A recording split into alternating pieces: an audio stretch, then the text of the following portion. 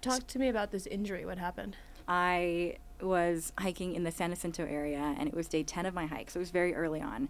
And we were bushwhacking around the snow, and I stepped on a branch and impaled my calf. Yeah. How deep of an impaler are we It was talking? pretty deep. I don't exactly, I think maybe like an inch, deep enough where I remember, so they were applying steri strips to kind of seal the wound, and I was leaning back on trail with my leg up, and a little bit of fat rolled out of the injury onto my arm. Oh, God. Yeah. Yeah. It's one way to lose weight, I guess. Welcome to Backpacker Radio, presented by The Trek, brought to you by LMNT. I am your co-host, Zach Badger Davis, and to my right is... I am Juliana Chauncey, a.k.a. Chaunce. Few reminders. First is, if you're listening to this, you're taking a long-distance trek in 2026, and you want to vlog with the the Trek is currently accepting applications. We're bringing back that program, largely because YouTube recently released a feature that allows you to collaborate. Meaning, if you've got your own personal YouTube channel, you can vlog for the Trek, and it still also shows up on your channel. So, two birds, one stone. You don't have to sacrifice building your own personal brand in the process of vlogging. For us, some other perks include gear hookups, features on the Trek's social media, access to a very like-minded community, and much, much more. So, taking a long-distance trek, and you are a video all-star, please hit us up. Next, but not least, I think that's the second time I've got trapped in the next but not least trap. Today? No, just recently. Oh, what's that trap? Is where I want to say last but not least, but I say next but not least, which is not a saying. Fun fact. I'll start noticing more. Next but next also is, if you're taking a long distance trek next year, you want to be a blogger for the Trek. We are accepting applications as well. Some of the perks include gear discounts, again, community to like-minded hiker trash, and very relevant for today's podcast, but you might get flown out here, put up to join us here on Backpacker Radio as a guest. So you'll see why that's relevant here in a second. But yeah, link to apply is in the show notes. Last but not least, that's how they say it, is if you enjoyed this podcast and you want to watch it with your eyeballs instead of your earballs, we're on YouTube. Yes, we are. YouTube.com/C/Backpacker Radio. Forget what YouTube's doing for the URL structure. Last but not least. What do you mean? Okay. Oh, because I forgot Patreon? Yeah. I was trying to keep it simple. Concise? Okay, yeah, YouTube. Backpacker Radio on YouTube. YouTube is a website. It shows videos with sounds, and then you can see what you're listening to, and you can be like, oh, that's what they look like. Yep. It's very exciting. We've got a new table.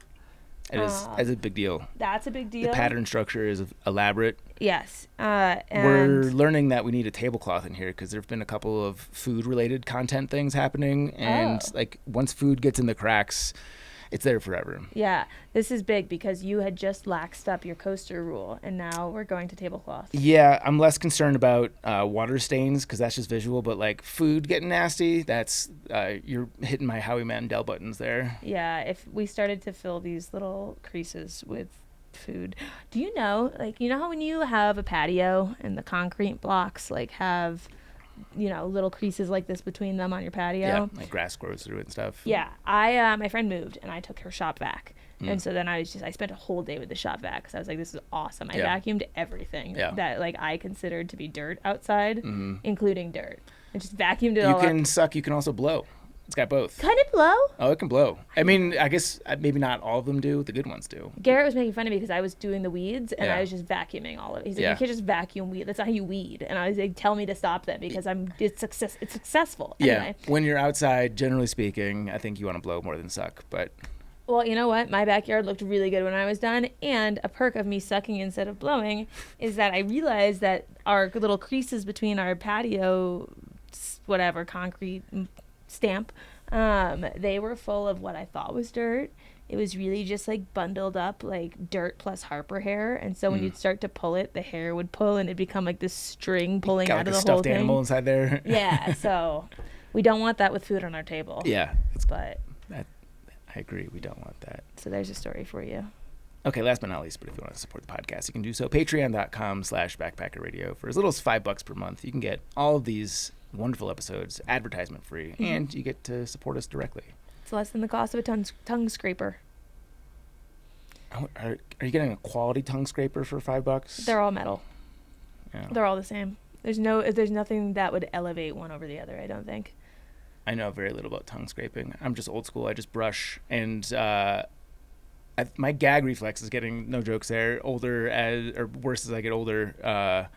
And like, yeah, I start every morning. I think this is like a dad thing because I've seen the dad stereotype videos on social media about like dads just gagging, and that's the sound that people around them hear the first thing in the morning. That's how you start your morning, is gagging? Yeah.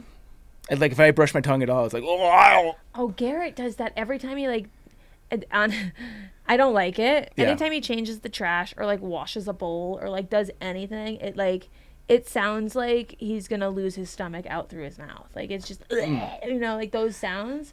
It sounds exaggerated. Yeah. And like I'm over here, like I don't understand how these noises could be so extreme. Like it's just a bowl. Stop. Smart man. He's laying the foundation for why he shouldn't have to clean. It's not working. If anything, it just makes me mad. And I'm like, can you please not do that every time you have a task? Yeah. Okay, so it might not be fake. I got it. Cool. Well, no, the brushing of the tongue is like a physical response. I don't know with washing a bowl. I thought you said that you just have a bad gag. You gag every time you wake up. No, gag when I brush my teeth, and that's the sound that you hear. I thought you were saying you just start your day by gagging. No. I was like, that's so weird. Like, gross. That is weird and gross and not something that I do. But yeah, when I brush my teeth, I gag. Okay, so we think that Garrett definitely is over-exaggerating how gross certain things are. Or, yeah, I don't know. Maybe, yeah, I just don't know how he's going to change diapers if he's like gagging like this over like a bowl that's been left out. I think he's doing the day. long play right now. He's trying to say that he's incapable. He's playing against tasks. the wrong person because what I've been doing long play on is I am adamant that when we have kids, I will not change diapers. Yeah. I've specifically said no. He's gonna wake you up in the middle of the night going, "Whoa!" He's gonna have to hear himself too. He'll wake the baby. I think generally when you're changing diapers, you're waking the baby. I see. There's so much I don't know. Yeah, good. Patreon.com/Backpacker Radio. We had, a perk, but that's dependent on another thing happening. We have a new Patreon perk, but oh yeah. We're not ready to unveil it. Yeah, we haven't. Yeah, just know that we're scheming. We're back here scheming for you always. Yeah. All right, no more beating around the old bushy poo. Let's get to today's interview with Jessica Gwo. Yeah. Stitches is the first woman on record and possibly fourth person ever to hike both the CDT and Great Divide Trail northbound in one calendar year, and she did it in 152 days, documenting her journey the entire way. Stitches hiked 3,550 miles with nearly 600,000 feet of vertical gain, saw 193 different bird species, and took 21 showers. That's low. That's a low number of showers. It is low. And 30 days. Holy shit. It's also low. Yeah. I feel like those things should be inversely correlated. I guess not. One kind of predicts the other. But yeah, Stitches, thank you so much for joining us here on Backpacker Radio. Thank you for having me. I'm so excited to be here. You are quiet. I apologize. I have to sneeze. But I also have something to say. I did the math. It averages out to 1 shower a week. Okay. I think that's pretty good. Yeah. Should I move the mic closer to me? No, you're good. Oh, I can tweak things on my end. sneeze. Where do we start here? I guess let's not bury the lead. Stitches was not only a blogger for us, which is the thing why you're out here. Very happy to make this happen. Truth be told, we wanted to make this happen regardless, but it just made it very easy to kill two birds with one stone that way. But you have been everything. I watched a lot of your social videos, and do you do all those yourself? I do. I do all the editing myself. That's nuts. Not only the videos are very well done, but like the scripts are poetry. Oh, thank you. It's really well done. Yeah. I think it was the last day on trail video where you edit together like the day and like, is that like an AI tool, or how did you do that? No, I did that all myself, but I did that I started doing it in Wyoming. I knew that that's how I wanted to frame the last video, so I started putting all those clips together from when I was hiking the basin. Yeah. How many different audio tracks did you pull for that specific video? Oh, so many. Yeah. So many. Yeah, it's a huge file. So what I did is I actually did the initial intro first and did all the layering of everything together. And then I exported that and then imported that into another video. Yeah. Yeah. That's really cool. Mm-hmm. Do you have a background in any of the technical stuff? No, I don't. I think I learned to edit video on this hike, Yeah. which is why if you go back to the beginning and you look at it, you can see that I learned, oh, I can actually cut the audio and cut out all my breathing. Oh, I don't need to record like in one take. I can actually record multiple takes and then cut different takes in. Yeah. So, yeah. So what is your background? I worked in consulting.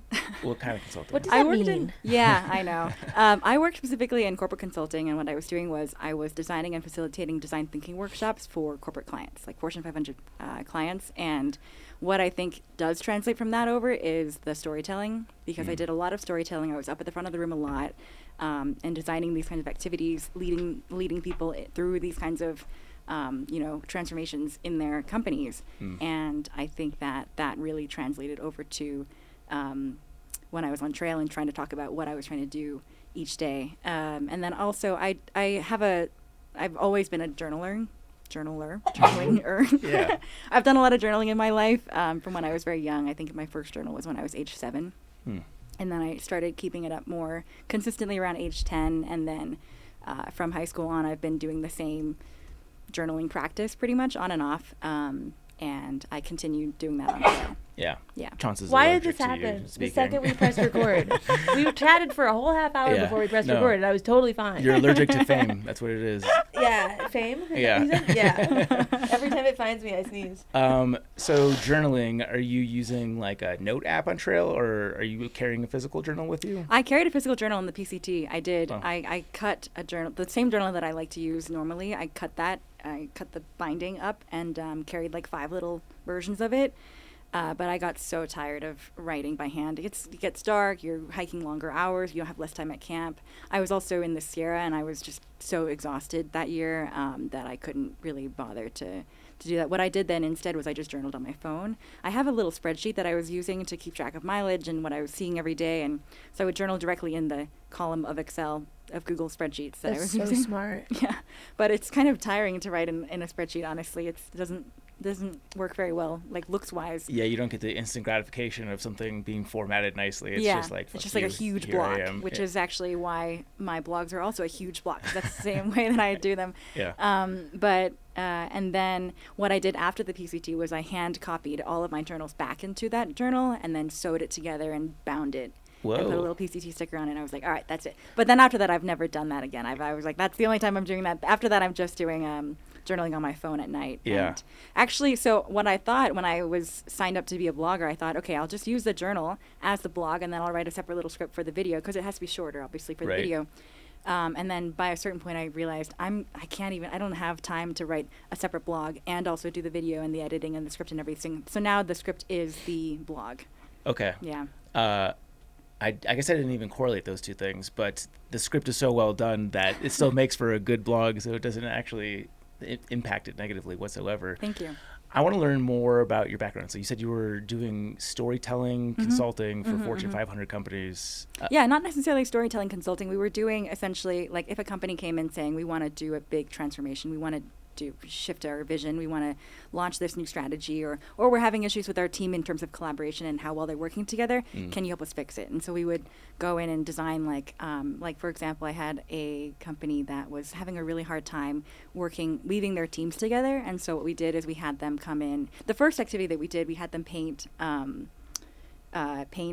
like we took one portrait of the project name was Galileo, and we took a portrait of Galileo, cut it up into like 6 different pieces, and then we had them paint the picture, but we gave them each like only some of the colors that they needed and some of the materials that they needed, and then they had to learn through that process, we actually have to go to the other team to go get the right color that we need.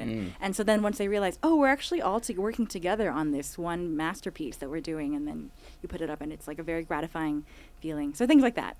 Is there like a set number of practices that you have, and you just like pull like, all right, we're gonna go with number 11 for this company, or like, are you doing custom fitting? I'm doing custom. Yeah, they're all I mean, we do have some activities that are like that we know work really well. But usually it's like a different combination of these activities over the course of 2 to 3 days that they're in these workshops for.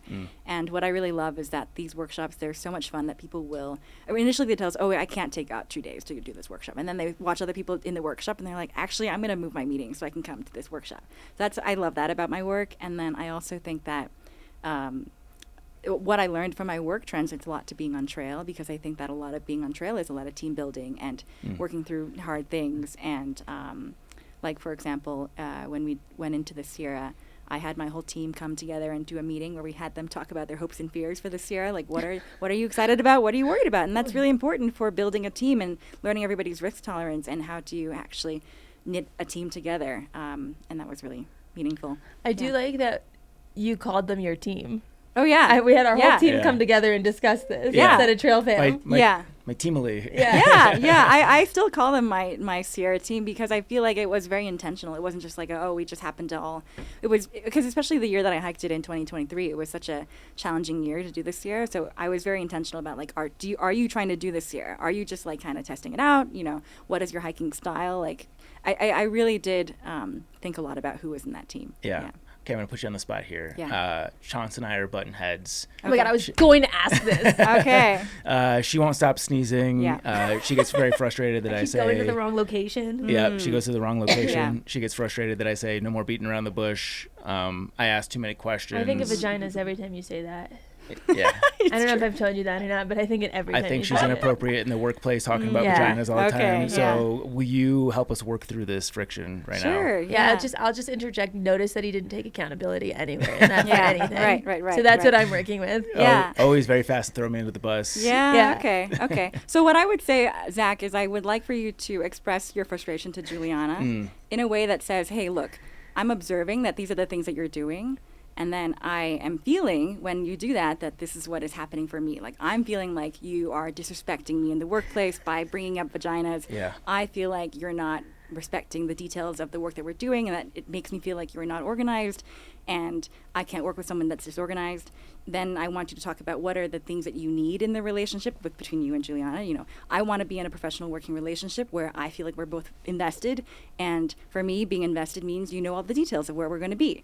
So as a result, Juliana, could you please stop talking about vaginas and also be on time for things and know where we're supposed to go? Damn. I like that. I feel like all the friction's gone now. Yeah. now we can have a good podcast. Yeah. Okay. Great. I feel like people are gonna want to hire you after hearing that. That was really good. I actually would. So when I left my job in April this year to go do this hike, I wanted to do something around like taking the coaching and facilitation work that I was doing and applying it to trail, in that I wanted to bring people on this sort of, maybe one-on-one offline discussions around what things they're trying to work through, but then also capstone some sort of thing on a trail outdoors somewhere. I think that would be the best melding of the things that I love to do. Yeah. So you're not looking to go back into your old job? No, unfortunately, the old job that I had, they actually changed my work when I was on the PCT, and that made it really difficult when I came back from the PCT. They absorbed my team into a different team, and when I got back, I thought, okay, let's just see if that's going to work out, and that's why I ended up hiking the Colorado Trail and then leaving later on. Yeah. Let's go further back. We got the career background, which is very interesting. What's your intro to the outdoors? Well, I grew up in Washington. I grew up in Seattle, Washington, and if you've ever been to Washington, you've all been to Washington, so it's beautiful. We have so much beautiful outdoor space there, beautiful mountains, and I lived 40 minutes from Snoqualmie Pass, so it was close enough that you can go up into the mountains before school. We had one day on Wednesdays during high school where the school didn't start until 10:30, 11, so we can go for a hike and then go to school. And I love that about where I grew up, but like anywhere that you grow up, you don't appreciate it until you leave, and then you come back and you realize, oh wow, that was amazing. Yeah. So it was 40 minutes from Snoqualmie, Chaunce. Yeah. Is that like East Seattle? It was, it's east of Seattle in near Sammamish, Lake Sammamish. I was nodding my head like I know where that is. Well, we're close to REI in Issaquah. Okay. And we're also close to one of the Costco headquarters. Oh. Claim to fame. Fun fact. I do feel like maybe you can't say that you don't appreciate it till you leave if you're waking up on a school day early to do an hour-and-a-half round trip to get a quick hike in. Kind of sounds like you're appreciating it there. Well, I think that I didn't realize how much I needed it until I left. And then I realized, I really can't be in a place without mountains. Because I lived in New York City for more than a decade. Really? Yeah. Huh. Mm-hmm. When you're doing these pre-high school not pre-high school, like before high school, but before school starts hikes, what time do you have to wake up to leave for them? Not that early. Maybe 7:38. I mean, the hike is pretty quick. Okay. Yeah, a couple miles? Yeah. Got it. Are you a morning person? I do like mornings. But I also think that I have a tendency to want to do a lot during the day. And so then I end up sleeping late because I'm like, I want to do this and I want to do this and I want to do this. So then I end up not being able to wake up in the morning because I stayed up late. Yeah. Mm. Okay. So from the Seattle burbs, you go out to New York for school? Yeah, I went to New York for school. Yeah. Where? And then I went to NYU. Oh, fun. Yeah. My best friend went to NYU. Oh, cool. Yeah.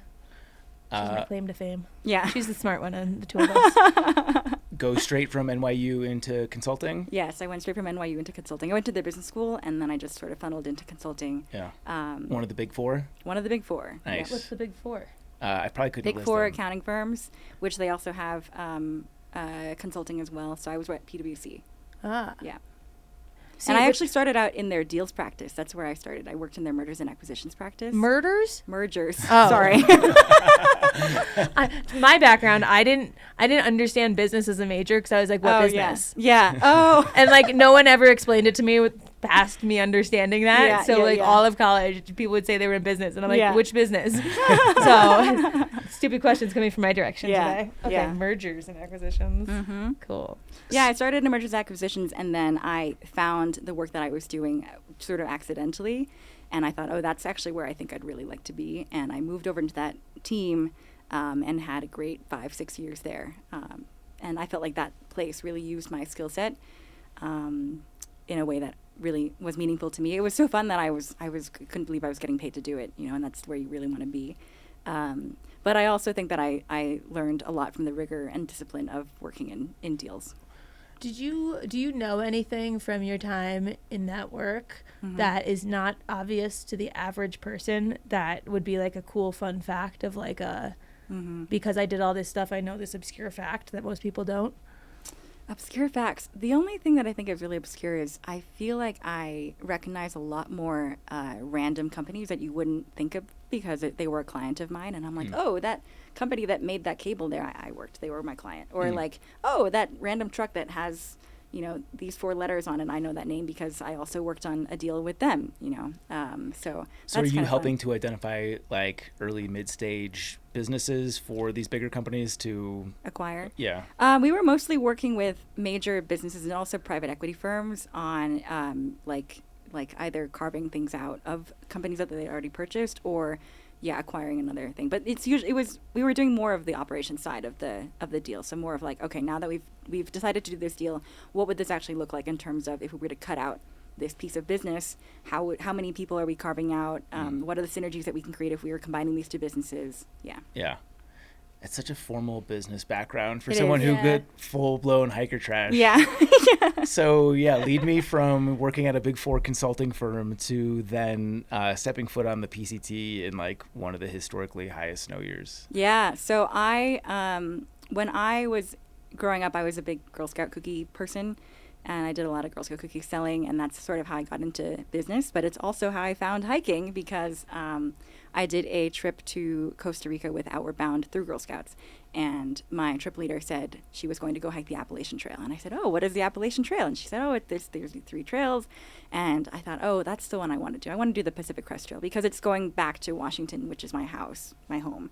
And I feel like I'm biased, of course, but I think that part of the U.S. is so beautiful. And if you wanted to see all of those places on the trail, you would have to take a lot of time, many, many years of you like going out and seeing each of those individual places. So why not do it all in one shot? But that was in 2013 that I discovered that. And I thought, I don't know that I'm ready to do that right now. I was 18 at the time. And I think this is true for a lot of women. I think that a lot of women think, well, I'll do it when I'm ready, and I got to do all this stuff to prep and learn all of these things, and instead of just kind of jumping into it. And that's how I felt, at least. And I thought I needed to learn like survival skills and whatnot. And I was doing a little bit of backpacking, but not nearly anything like intense like what you would be doing on a thru hike.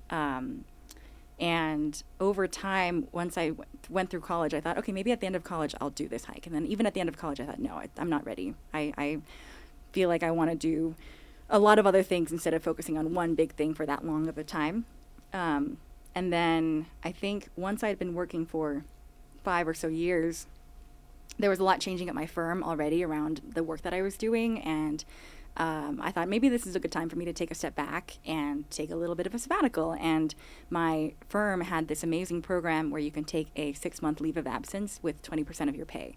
So you get paid 20% of your normal salary and just take 6 months off doing anything. And you didn't even have to write a proposal about what you were going to do or anything. It was just anything you wanted to do. And I thought that's what I want to do with my 6 months.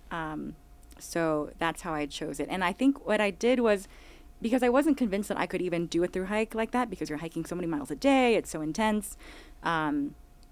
So I went and I accidentally hiked the Tour de Mont Blanc.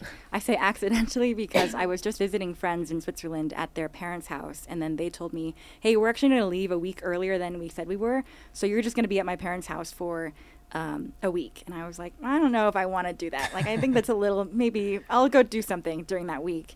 And they live in Champélac, which I know you just hike the TMB. That's one of the towns on the TMB. And I thought I'll just go hike the TMB.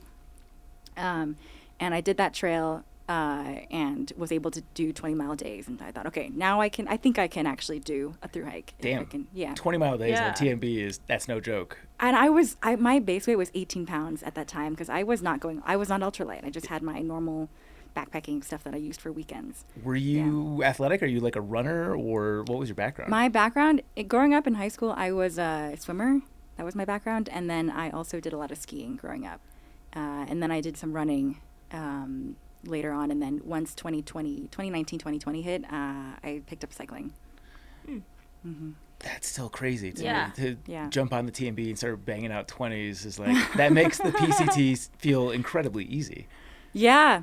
And I was carrying on the TMB, I was carrying a film camera, like a 2-pound film camera on my neck on a leather strap. When I look back, I'm like, why did I do that? I don't think that was a good idea. Yeah. And then, I hiked the Teton Crest Trail. That was my first through-ish hike, which I did alone, and that was my first time camping alone. Before that, I'd always been with other people. And once I made it through that, I thought, okay, yeah, I can go out there, because I don't like the dark, you know. I don't like camping the dark in where the dark. there are maybe grizzly bears. Yeah. How did that part go? Because oh my gosh, yeah. I was taking my flight medicine on that one, like my anti-anxiety calm down on the plane meds. Yeah. I'd take a night to Elise and pop one in, and there was one time I've told this story on the podcast before, so I'll make it brief, but I was laying down and I could see out of underneath the side of the thing, and a deer came into camp, but I thought it was a bear, and so unwell, did not sleep. Yeah. How did you like that? Yeah, that was my first time also in grizzly country alone, or actually at all. I was in grizzly country ever before then. I remember, so I had bear spray, and I remember I set up camp in one place, and then I went to go drop off my bag of food and tie my sack and tie it to a tree, and it was only like 50 feet away, right? But I realized that I forgot my bear spray on that 50-foot walk, and I thought, oh my gosh, a bear's gonna get me just in this like little walk. So I was very, very nervous. But once you face those fears and do it and get enough exposure to it, you realize actually all of my fears are totally unfounded. I'm making it up in my head, like I'm reacting to something that's in my mind, you know. Yeah. Do you sleep well on trail now? Oh yeah, I sleep great. Really? I'm very tired also. Yeah, fair. Helps to do big miles. Okay, so what year is TMB and Teton Crest Trail? I did the Teton Crest Trail in 2021, and then I did the TMB in 2022. Okay. Yeah. So then your company offers this awesome sabbatical. Mm-hmm. You decide to head out on the PCT. Mm-hmm. Are you aware of the snow situation? No, because I made the decision. I signed my contract with my company that I was going to be gone for 6 months in October of 2022. So you had to commit before you could really react. Yes. And I was fully committed, because once you sign that, you can't come back from your 6 months. You have to be gone for 6 months. Right. Which is also why when I got injured on the PCT, I was like, I'm still hiking. I'm not going to just get off and try it again next year. This is a once-in-a-lifetime thing for me. Did you consider pivoting to the AT? No. I really think that the draw for me on the PCT was hiking back to where I was. Yeah. Where I grew up. Okay. Talk to me about this injury. What happened? So it's my namesake injury. I was hiking in the San Jacinto area, and it was day 10 of my hike, so it was very early on. And we were bushwhacking around the snow, and I stepped on a branch and impaled my calf. Yeah. And needed stitches? Yes, I needed stitches. How many stitches? 6 stitches. 6 stitches. Yeah. How deep of an impale are we It was talking? pretty deep. I don't exactly. I think maybe like an inch. It was very deep. It didn't hurt me because I had been in the snow and I'd been post holing in the snow enough where my leg was quite frozen, honestly. So it was like numb. But yeah, it was definitely deep and bleeding a lot. It was deep enough where I remember. So they were applying steri strips to kind of seal the wound, and I was leaning back on trail with my leg up, and a little bit of fat rolled out of the injury onto my arm. Oh, God. Yeah. Yeah. It's one way to lose weight, I guess. It didn't gross me out, but I was kind of upset and fascinated that it would congeal like that. And also, I was kind of mad. I was like, I earned that fat. Yeah. And I wanted to use that fat. Yeah. That's hard It's my fought fat. energy right Yeah. there. Do you still have a scar? Yes, I do have a scar. Can we see it? Yeah, we can see it. Plug for the YouTube? Oh, it might be kind of... If it's buried, we see can now. do it. Yeah, we can do it after the fact. Yeah. That works. Holy shit. Okay, so at what point do you get to an ER after that? The same night. So I was very lucky. I was hiking with people that had only met me a couple miles prior. Basically, in that area, the San Jacinto area, Apache Peak was very well known as being a very dangerous section at that point. It was quite steep, a lot of exposure, a lot of snow. Nobody knows how to walk in the snow at that point. And so I was nervous that I needed to find people to go into that section with. And I was in Idlewild trying to find people. I was at Paradise Valley Cafe, and somebody at the cafe said, "Oh, I know this guy who's going up, and he's going up with a bunch of other guys, and they're all like, they have some mountain experience." I said, "Okay, that's great. That's who I'm going to go with. Can I get their number?" And so I texted one of them. I said, "Hey, Jackpot, I heard that you're going up today. I'm going to try to find you guys. Where are you?" And he's like, "We're already on trail." And I was like, "Oh, shoot, I'm late." So I like ran up that trail up to, from Paradise Valley Cafe up towards Phobos Ranch, I think is what it's called. And then I ended up catching them, but I think by that point I was so tired from trying to catch them from 5 miles back that I was making mistakes towards the end of the day, and that's part of why I think I got injured. Yeah. But they were very nice in that they stopped, they took care of me, they applied the steri strips. One of them actually hiked down with me to get me to get a ride out. The guy that had given me a ride from Paradise Valley Cafe to the trailhead, I had taken his card because I was carrying a film camera. I took pictures of him and his son in the car. So I called him and I was like, "Hey, can you come back and take me to the ER?" And he's like, "Yeah, sure." So it all worked out very well. And then the one of the guys, he's Swedish, and he said he knew another Swedish guy who was in Idlewild. They had never met yet, but they had sort of connected over the fact that they were both Swedish. Yeah. And he said, "Hey, do you happen to know if your hotel in Idlewild tonight has rooms available for stitches?" Actually, for Jess, because I didn't have my name yet. And he said, "She can just stay in my room." And so I came into his room at 2 a.m. and he was on the floor in his sleeping bag. And I was like, no. This is your room. You're sleeping in the bed. I'm sleeping on the floor. And he's like, "No, you're injured. You're sleeping in the bed. I'm sleeping on the floor." And I was like, these are the guys that I'm going to go into the Sierra with. So how exactly did the impaling happen? Just like you took a bad step and like it forced your leg? I just stepped on a branch and then it just broke. Yeah, and one of the other, there's just like little snags on each branch. Yeah. And that one just, Oof. Yeah. How difficult was it to walk down from where It was not difficult. I was running. And I'm very stubborn, so I was convinced that I could keep going. I was like, "Guys, I'm fine. It doesn't hurt. I'm totally fine. We can just keep going and do Apache Peak tomorrow." And they were like, "No, you're on adrenaline. You need to get off the mountain tomorrow. You will not be able to walk." And that they were right. The next day I was like not able to. I couldn't support my weight on that leg, and I was using my trekking poles like crutches. And I remember I was trying to cross a road to the campground to go find a place to sleep that night, and I was struggling so hard to cross the road before another car came. Wow. which was very sad, to go from like 19 miles a day to then I can't even cross the road before the next car comes. Yeah, it's very humbling. You were talking about like knowing like, okay, I want to go in the Sierra with these people. Having that kind of jump in ability, I imagine you maybe would lose the people you were hiking with. Yes, I did lose them. Yeah, how did that because go? I had to be off trail for 8 days. I took 8 zeros recovering at Paradise Valley Cafe, and that was really hard because I'm very impatient. I was getting antsy. They were hiking further and further ahead, of course, and I knew that those were the people that I wanted to go in with. And I was really trying to coach myself into thinking, like, life is very abundant. You know, you made these friends, really great friends, within, a couple miles. You can make them again. It's fine. But I think I already knew at that point that these were the people that I trusted to go into the Sierra, because I didn't want to go in and hike with people that maybe if something happened to me that they'd be like, well, you're on your own, or... And these people didn't even know me, and they were that helpful to me. So, which is important too, because I got injured in the Sierra also. But I ended up. I think I had to catch back up after 200 miles. I think I had to catch up from 200 miles back, which is a lot. So you just Yeah. got on your horse and caught up to them 200 miles ahead? Maybe it wasn't 200 miles. I don't remember exactly what it was, but I remember that I didn't catch them until 500 miles in. Huh. So, and I remember I was texting them like, hey, how many miles are you doing today? And they said, we're doing 25. I was like, oh my God, I have to do more than 20. I can't. I'm going to have to do 27 just today in order to try to like slowly catch them. And I was also hiking with another hiking partner that I'd met when I got back on trail, and he was like, I don't know why I'm chasing these people. I don't even know these people. Why are we chasing them? But I said, these are the guys that I know I'm going to go through the Sierra with, so I'm trying to catch them. And I did catch them by mile 500. So. New trail phrase, new abbreviation, new term that we should come up with. Lingo. What is the version of pink blazing, blue blazing, yellow blazing?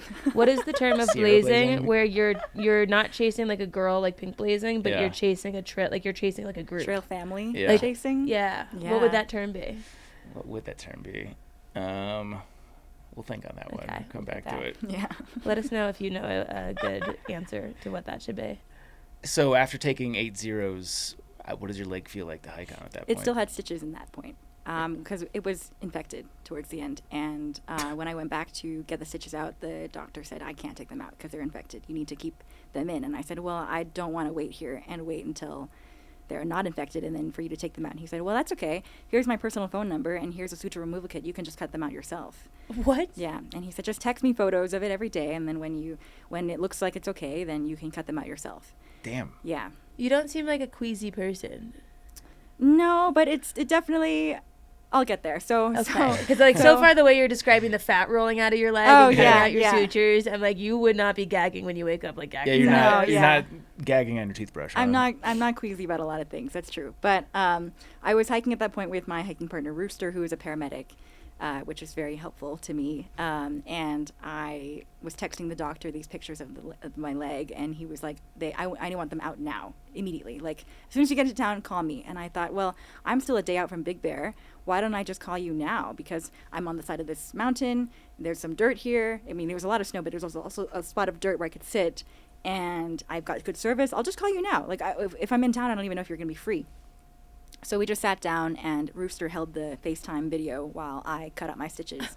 And I cut out 1, 2, 3, and then the 6th stitch that I cut, when I pulled it out, it reopened a little bit. Sorry. I can't even hear the story. Sorry. What? And a little bit of my blood started coming out. And I think that made me want to cry, because I think I was feeling like all of the stress and the pressure of being off trail for that long and recovering and wanting to catch up to my team. And I hadn't cried about it at that point. I think that was when the catharsis was like, all right, yeah, this is actually happening, and I need to, yeah.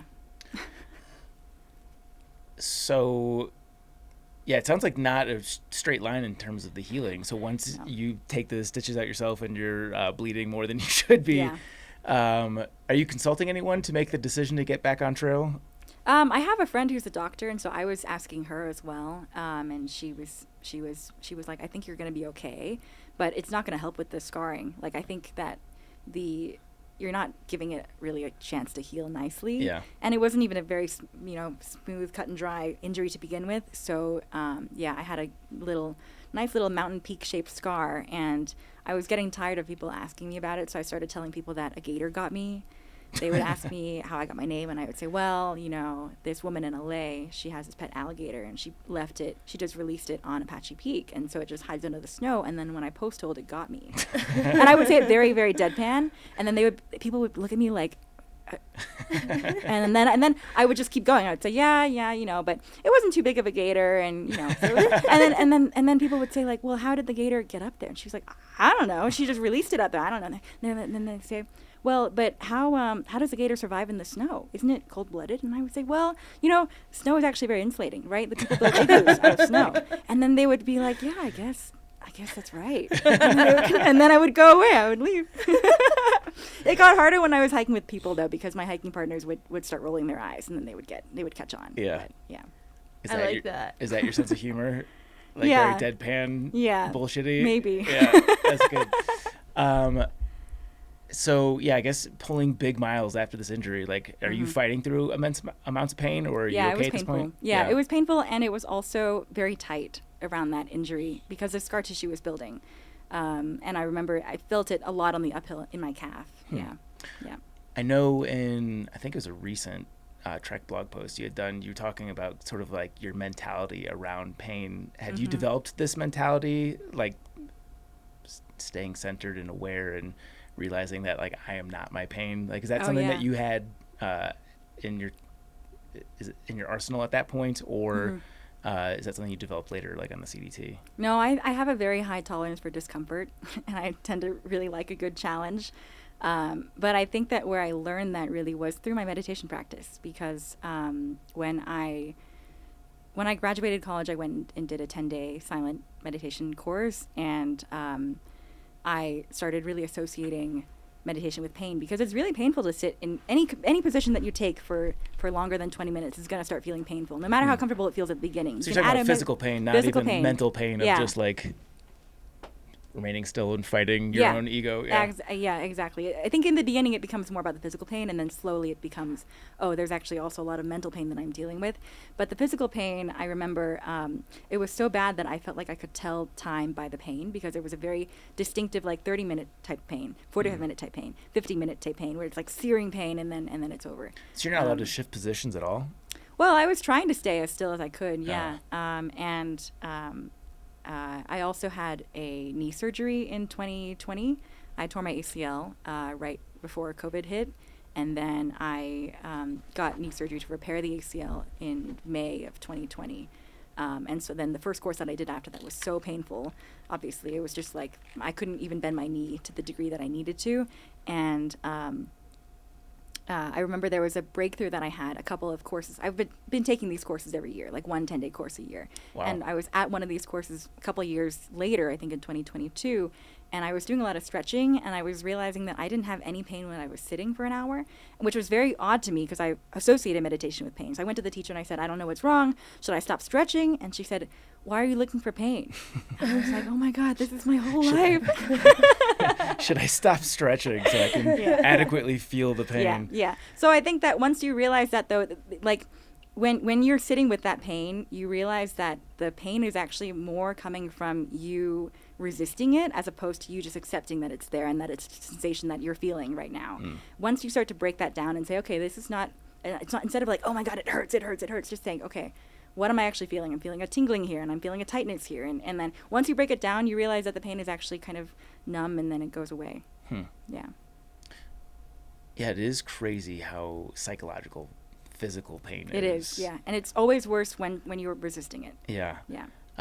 I think I got this from a Huberman Lab podcast, but he tells a story about this guy who like fell off of his ladder at a construction site, and he's got like a heavy leather work boot, and a nail goes right through it. And he's talking about like how excruciating the pain is. He goes directly to the ER, and it turns out that the nail went between his toes. It didn't actually impale him at all, but he was he had convinced himself that he was totally impaled. Yeah. Like it's insane how psychological pain is.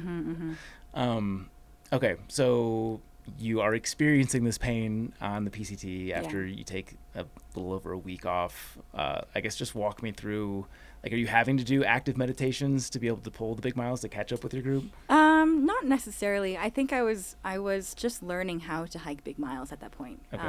Like I think we started doing 25, 27. at that point, trying to catch the rest of my hiking team. And I don't think that I was thinking. It was just, there's a muscle memory that you develop as you start to hike these bigger miles, and your body gets used to the impact on your feet and on your joints. I feel like 25 on the PCT feels so much easier than 20 on the TMB. Yeah, but I think it's more like, I don't know. Maybe it was just time. Yeah, I don't know. Yeah, I mean, it's also PCT's so much longer that you can endure pain for a week. It's different than a half year. Yeah. So the group that you're catching up to is Lookout in that group? Yes. Okay. Yeah, which I know you've had him on the podcast before. And he referenced you a number of times during that podcast. So I think we called. Was it him that I was with where we called you on the way to Union Station? He sent me a voice memo from you because I had talked to him about before he came and did the podcast. I had said, "Oh yeah, I remember, like what you said about wanting to go through the Sierra with people that you trusted and not wanting to like be left alone. That was a big part of why I was like, I want to hike with these guys." Mm-hmm. Yeah. Yeah, I was thinking about it on the way here because I was like, I know we called her, but who was I with? Because I was watching the road because I was driving. So I was trying to put it together. That makes sense. Yeah. When you talk about meditating on trail, what does that look like? So I don't do so much active, like seated meditation on trail. I think it's difficult when you're hiking that much mileage. You just start falling asleep.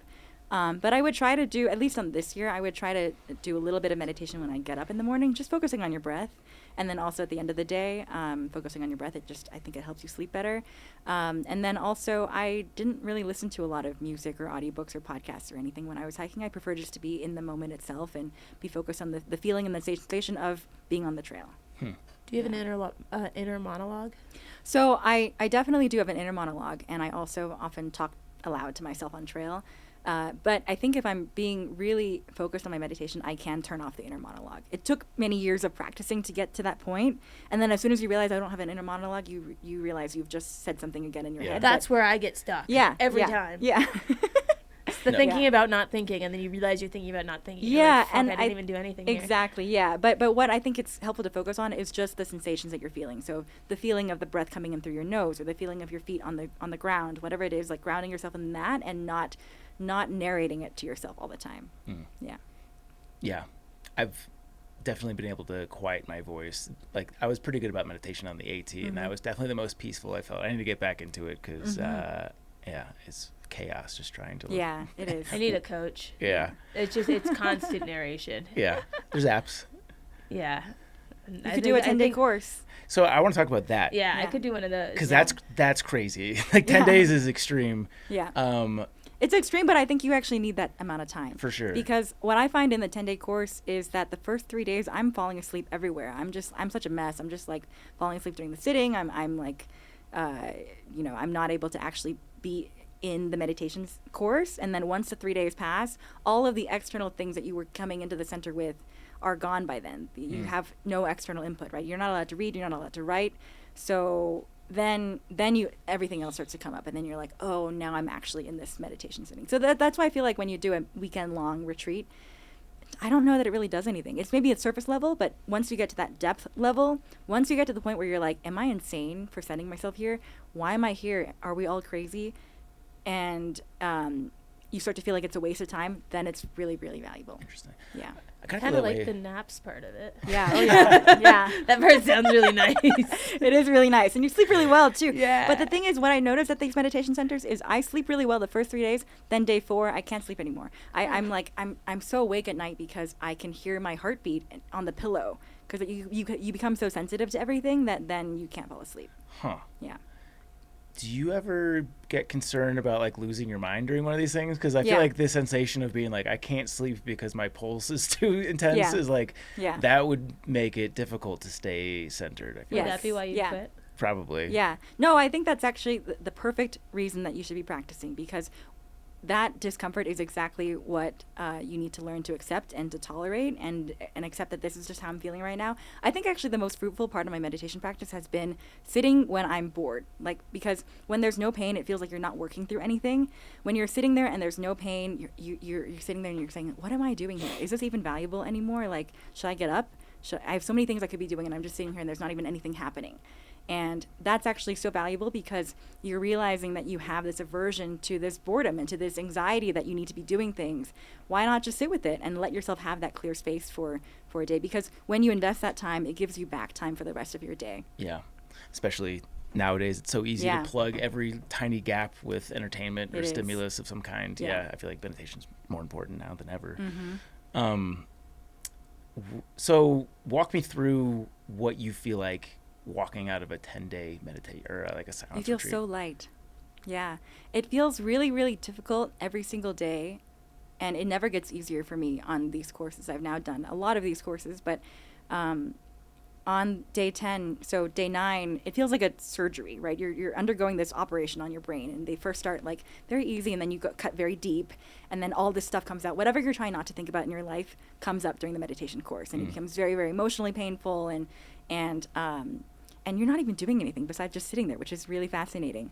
But then once day 10 comes, we do a specific practice called metta practice, and it's this kind of loving kindness, gratitude practice. And you can break silence and you can start talking to other people. And then the joy and the lightness is so palpable that I notice the dining hall becomes warm because you can feel the energy of everybody buzzing. And it's really special. You just see everybody glowing. And it's really, what I love about it too is you've sort of constructed all these stories in your head of everybody that's around you and what they're like. And then you realize on day 10 that they weren't that upset or whatever it is that you thought that they were. I remember my first 10-day course that I did, I was having a lot of stomach issues. My stomach was very loud and I could hear it a lot during the meditation. So I talked to the teacher. I said, I don't know why. Should I stop? What am I doing wrong? And she said, you need to be eating less at breakfast. And I said, okay, I'll try to eat less. And I carried only a little bit of food in my bowl on top of a plate. And I remember I moved too quickly. I tend to move very quickly overall. And so I moved too quickly. The bowl dropped and shattered on the floor. And I thought, oh my God, I've just ruined everybody's meditation course. Like, I've just destroyed the peace for everybody here. Everybody's going to remember me as the klutz. And then on day 10, I was walking around and this woman came up to me and she said, you know, are you an athlete? Because you walk with such grace. And I was like, oh, really? Because I was the one who broke the bowl.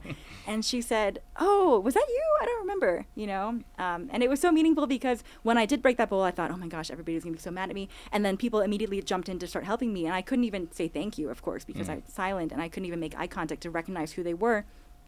And I thought, I just hope that they know that I meant to say thank you. And I think that's such a powerful lesson for a lot of other parts of life too, because if somebody cuts you off and there's no way to say sorry in traffic, but maybe you can just think in your head, they meant to say thank you, and they meant to say sorry, and that's enough for you to feel better about your day and not let it get to you.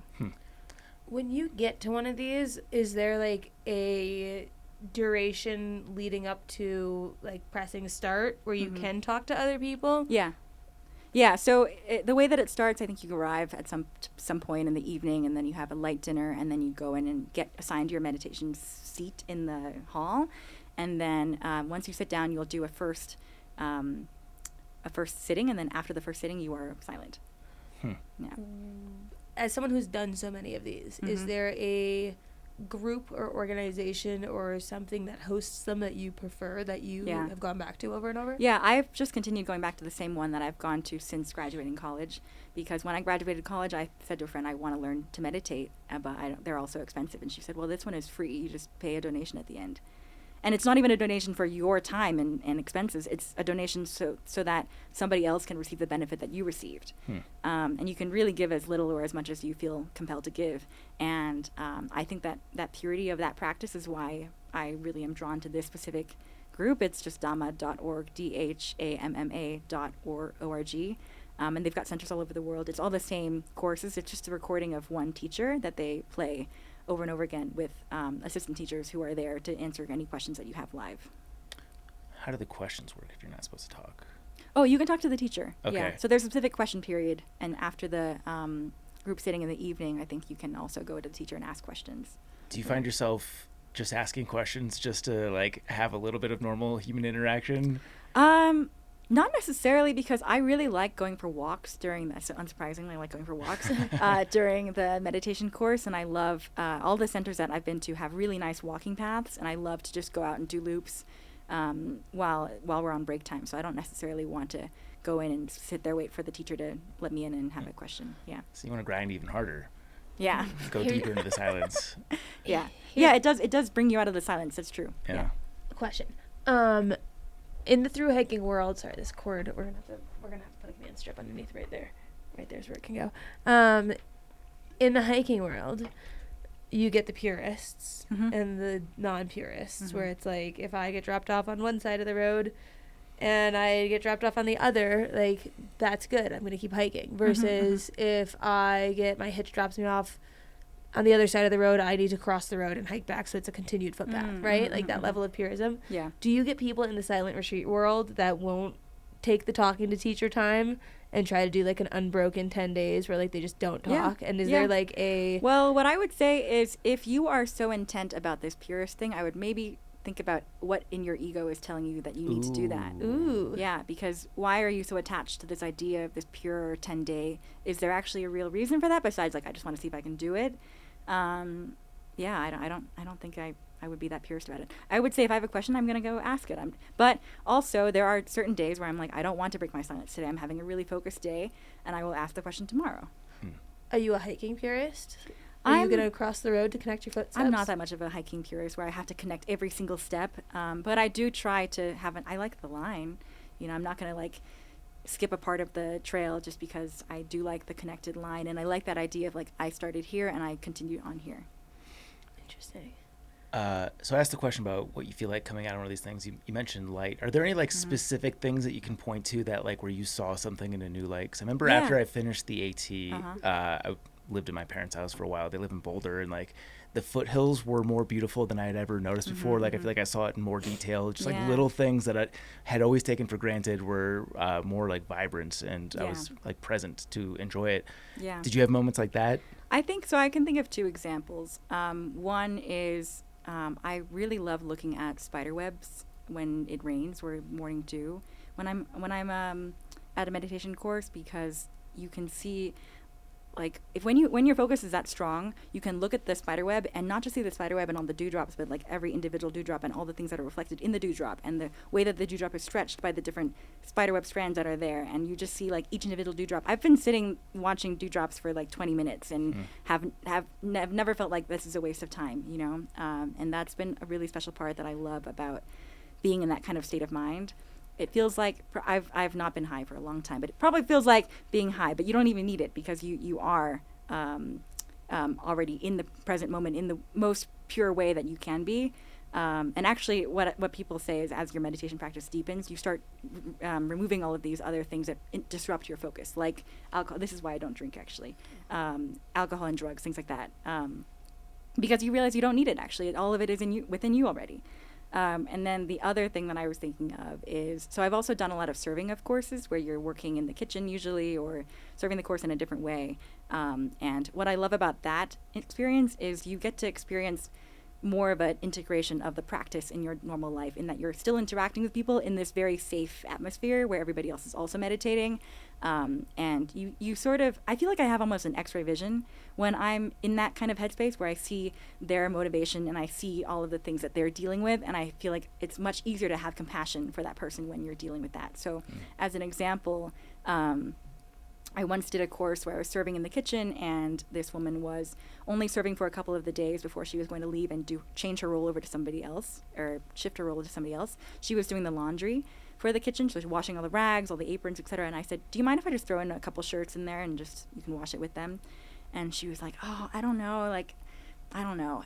And my immediate reaction normally would be, it's not a big deal. Come on, just throw 2 shirts in there. It's going to be fine. You know, why are you making it such a big deal? But in the course, I was so centered that I could see that she was quite stressed about leaving on time and transitioning her role, and everybody gets so attached to the way that you do things, you know, and she was worried about taking this laundry job that she did and giving it to this other woman. Maybe the other woman wouldn't know about my 2 shirts and whatnot, and so she said, I don't know, and I said, okay, don't worry about it, it's fine, I'll just wash it in the sink, no big deal. Then she leaves, and then the other girl starts taking over laundry, and she says, hey, I heard from so-and-so that you wanted to wash 2 shirts. I'll throw them in. And I thought, oh, wow, that's amazing. It worked out the way that I wanted it to by not really reacting. If I had actually reacted and snapped at her the way that I wanted to initially, she would have been defensive and said, well, I want to do things my way, and then it would have been a really terrible interaction, and we both would have left feeling unhappy. Yeah. Do you feel like, here's something fun that I think would be fun.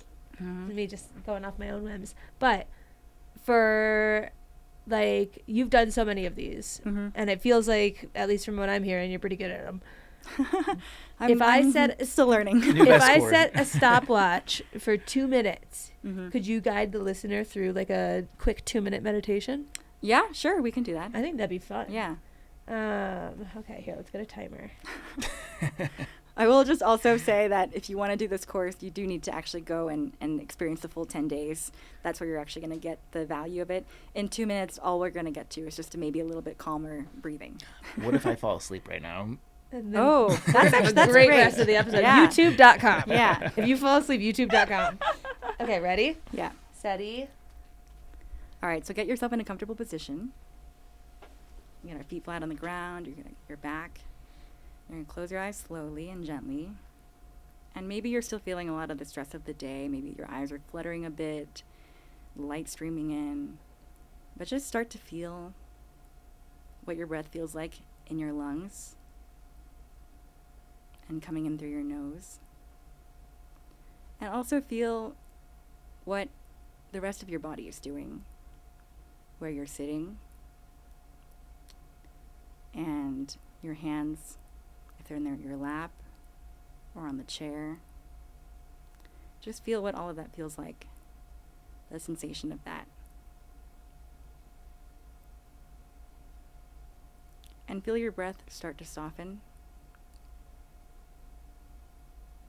as it comes in and out.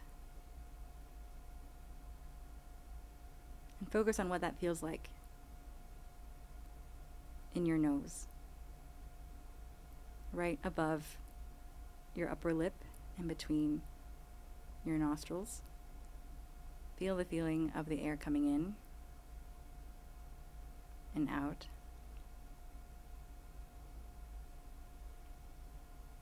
Notice that the air coming in is slightly cooler than the air coming out.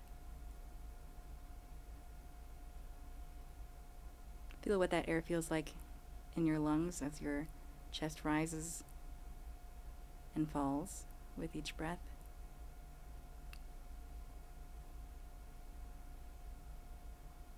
And your breath is always there, all the time, and you may not notice it. But just in this moment, you are noticing that now you are breathing. And that's all that meditation is. Cool. Yeah. That was 2 minutes. Wow. I gotta admit, I cheated. I opened one eye at 1:44. Check that. I thought you were saying that because you saw the time. You're like, that's what meditation is. No, I have no idea. I've listened to a lot of guided meditations. That was very well done. Oh, thank you. That was cool. I hope the listener liked that too. Chaunce is into meditation now. I'm really bad at it. I'm really, really bad. I mean, I opened one eye Being at bad 1:44. at it is kind of part of the point. It's Yeah, definitely but I'm like, I can't feel my lungs. Yeah. Well, just feel that. Just you'll learn. Yeah. I'm not saying I'm a lost cause. Yeah. I'm just saying I'm like, Yeah. I'm in preschool. I'm very restless. You're in college. I'm when very, it comes very to restless. meditation. I'm very restless. I don't think that I would have. Yeah, I don't think that I'm a very natural meditator. I don't know. That sounded good. I think you're better than you think. No, part of the point is to like the process of taming the horse is not having a tame horse. It's getting there. Yeah. You mentioned 2 injuries. We talked through the first one. Yeah. What was the second injury? The second one, I was in the Sierra, and this was our second leg of the Sierra. So we had done Kennedy Meadow South to Bishop. Then we had gone from Bishop to re-enter through Kearsarge Pass, and then to Glen Pass, Pinchot Pass, Mather Pass. And then we had to exit out that year from Bishop Pass because of the downed bridge. You would exit out Bishop Pass and come back in through Paiute Pass. And after Glen Pass, we camped, and then the next morning we were hiking towards Pinchot Pass. And there's a suspension bridge around mile 800 or so. And then you keep walking, and then there's a water slide. It's labeled water slide on far out, and it's just a big rock with a lot of water. That was the first place that we had that year where it was not so much snow. There was actually some dirt. And so my team was like taking up microspikes and starting to walk on the dirt section. And I got there a little bit late, and they were like, do you want us to wait for you while you take off your spikes? And I said, no, don't worry about it. It's just dirt. I'll be fine. And so I left, and they were already ahead of me. But there was, by that water slide feature, there was a lot of water. Of course, it was a lot of water that year. It was a high snow year, lots of water everywhere. And the issue is I'm the shortest one on my team, obviously. Everybody else just crossed right over and jumped right over the stream that was on the trail and continued on, didn't even think of it. When I got there, I realized, I can't cross this. I'm going to have to stop and take off my boots or find another way around or How go tall up a are you? bunch. I'm 5'4". Okay. 163 centimeters. And I thought, okay, maybe I can lever myself over. So that's what I ended up doing. I levered myself over with my trekking poles so that I wouldn't have to waste time taking off my boots. And the place that I landed, my left leg just went right underneath it just post-holed right through the snow. And there was a big sharp rock edge there, and my knee just slammed into that edge, and it opened up a little dime-sized hole right above my kneecap. Ooh. Yeah. And I was alone. So I thought, okay. It's another impaling. Yeah. Another gator. Because it was my first day back. It was our second day back on trail, so I still had all of my weight. My Yeah. whole pack, everything slammed into this rock, and I was crying not because of the pain, but just because I knew what the recovery was like for my first set of stitches, and I thought, okay, is this the end of my Sierra time? Because if it's like the other one, then I'm gonna have to take 10 days off. My team's gonna be gone. What am I gonna do? And I was sitting there in the snow. It was starting to get really cold. And luckily, one of the guys on my team had noticed that I was gone for a long time, and he came running back to look for me. And it was only 8 minutes between when I got injured and when he found me. And I was crying, so he got really panicked, and he ran to get the others, and he was screaming and waving his arms, yelling, "Medic, medic!" And I was very lucky in that I hiked with a lot of people with medical experience. I hiked first with Worth It, who is he's a Swedish Marine, and he has some military medical experience. He's the one who did my stereo strips the first time. And then I also hiked with Rooster, who's a paramedic. And then I hiked with Lotto, who's a nurse. So I feel like I had a really good team around me. It's a good squad. Yeah. I was never without medical personnel. Yeah. But yeah, so he ran to go get Rooster to bring him back. And Rooster came back with, I think, a couple of the others. And then we sent Lookout, who's a really fast hiker. We sent him to go catch Worth It because he was much farther ahead. And we took Lookout's syringe, and Rooster washed out my wound, and he put stereo strips on it, and he looked at me and he said, "I think you have to leave. I think you have to get airlifted out because you're not going to be able to walk on this. It's really close to a joint. If it gets infected, you're in really big trouble. So you need to go." And I knew that was going to be the answer, but I really just didn't want to hear it. And so we called SOS on my Garmin. The helicopter came with some encouraging because I was trying to make it not a big deal, and I was like, "Oh, it doesn't hurt that much." So the helicopter people were like, the SOS people were like, "So can you hike out?" And I was like, "No, I can't hike out, but it's definitely it's not that painful." And Rooster finally was like, "I have to take this over," and she cannot walk. She needs to. We could barely get this 1/10 of a mile to this field of snow where the helicopter can land. So yeah, the helicopter took me out to the park headquarters, and they then took me in an ambulance to a hospital where they gave me 3 stitches. And she said, it's actually not that deep, so I think you could probably walk again in 5 days. And I thought, oh, great. Actually, 5 days is okay because they're going to do Pinchot Pass. That's day 1. Then they're going to do Mather Pass. That's day 2. Then they're going to do Bishop Pass, which is day 3, getting out. And then I'll go pick them up at Bishop Pass, take them into Bishop, and then we're going to hang out for a 0. And then the next day, day 5, because of the snow that year, a lot of the roads were closed, so you couldn't even get in as far as you needed to. So we were going to have to hike the road in anyway, and then once you hit the snow, it's just slush, right? So we were going to camp at the trailhead overnight, and then in the morning or overnight, I guess at 2 a.m. start hiking up in the snow. So I thought, okay, that's the 5th day. Then I'll be fine. I'll go back in with my team, and that's what I did. What did your bills look like Yeah. afterwards? Because I always hear the phrase with the helicopters, your first ride's free, followed swiftly by no, it's not. So I was lucky in that where I got injured was national park land. It was in Sequoia Kings National Park backcountry. Is that a better place to get injured? It's free in the national park. Really? The helicopters are free if you're in a national park? At least from what I understand and what I experienced. I did not pay for the helicopter. Huh. And I also had Garmin search and rescue insurance. So technically that covered my ambulance fee. But I didn't realize until much later that it was covered. I thought it was supposed to be covered by my healthcare insurance. And they told me I didn't meet my deductible yet, so I couldn't get that covered. And Garmin said that anything that is associated with the search and rescue would be covered. Interesting. Yeah. That paid off. Yeah. having that insurance. Yeah. Yeah. So what was your mentality after that? So you missed a section of the trail, obviously. I missed from Pinchot Pass to Paiute Pass. Yeah. Yeah. But you were stoked because you immediately were able to come up with your game plan about how you could link back up with your team. Yeah. And I told the doctor, I was like, just give me the suture removal kit. I'm going to be fine. Like, know how to do this. Yeah. I've done it once before. And I was actually really grateful that it had happened to me out of the whole team because I'd already been through it once. I knew what I was doing. And I felt like I was the one in the group that had the most resources available to help me out with this. Like I had friends in LA that could host me, and so I feel very lucky that it was me and not somebody else on my team. Yeah. I imagine there are probably other juicy stories from the Sierra, given how insane it was that year. And you guys were through early, right? Yeah, we went through. I think my group was one of the first 40 people to make it through the Sierra that year. Yeah. So what time of the year is that? We entered May 20th and we exited June 22nd, I think. Yeah. Quick back question before we go forward. Is the knee the same leg as the calf, or is it a different leg? Oh, okay. Different leg. Balance things out a little bit. Yeah, balance things. There's one that I got my knee surgery on though. And yeah, I went back in with stitches again and had Lotto, my nurse friend, cut them out for me on trail again. And I remember that my knee had a lot of issues with flexion at that point. So I was having a very hard time going down very steep things because, your knee needs to bend in order to be able to get down something that steep. And I was very slow. And my team was very, very kind in waiting for me and watching out for me and making sure that there was always somebody with me at the back or putting me towards the front so that I didn't get dropped behind. Was there any sort of evolution of the trail name now that you've gotten Stitches twice, like a Stitches 2.0? My brother said, you need to get rid of this trail name. It's not good luck. I was going to say, what did the helicopter people think when they're helping you and they're hearing your trail fam calling you Stitches? I don't remember too much about it except that I remember so they parked the helicopter in one place at the end of the field because they couldn't get closer to me, and I had to walk that length myself.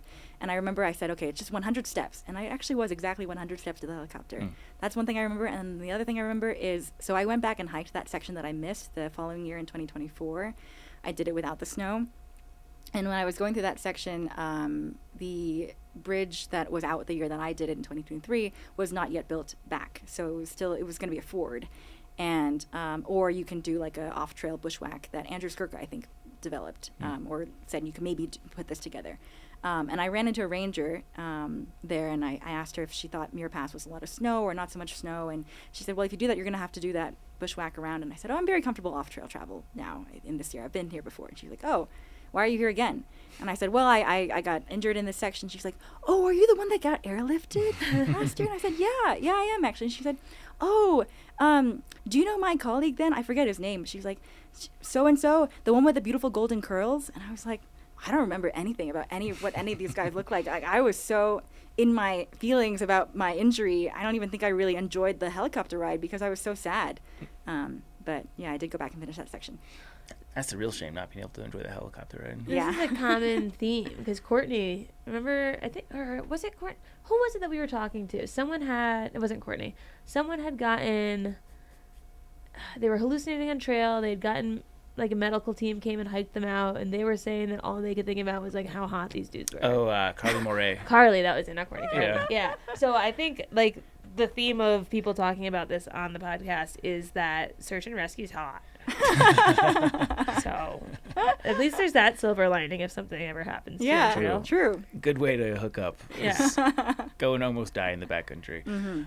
Yeah. Any other wicked Sierra stories? The only one that I'll add that was related to my hike this year actually was, the river crossings were insane that year, and they were very, very strong. And towards the end, we were not able to find snow bridges a lot of the time. And one of the river crossings that we did, I think it was Stubblefield and Thompson Creek. It was so deep that at that point, because of a heat wave, that we couldn't ford it. It was too deep even for our 6-foot tall guys to cross it. So we had to swim it, and what we did is we took off, we shed everything and put it all into the packs and swam with the packs in front of us and pushed them across the water. And I went into shock in the water. It was so cold. I mean, I was already cold outside of the water. Being in the water, which is just snow melt water, was super cold.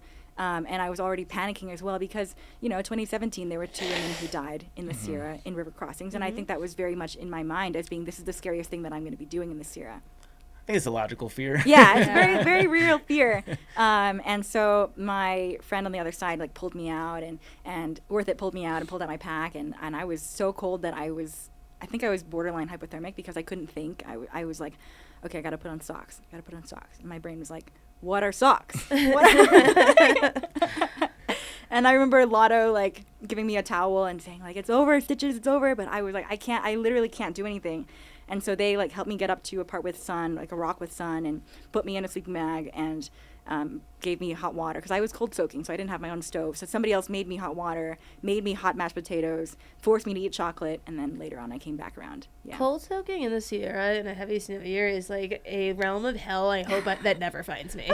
If you could do it again, would you bring a stove for that section? If I was alone, I probably would have, but I really, I was already carrying so much weight. I was really trying to save any weight that I could. But B, I'm really, really lazy. I don't want to be cooking. I don't want to be sitting there and waiting for the water to boil, and then I have to soak the thing with the hot water, and then I have to eat it. I'm a very slow eater. If I'm doing that, I'm going to be going to bed at 40 minutes after everybody else. And I think I'm so slow at eating that I think if I start eating a hot meal, it's going to be cold by the time I finish.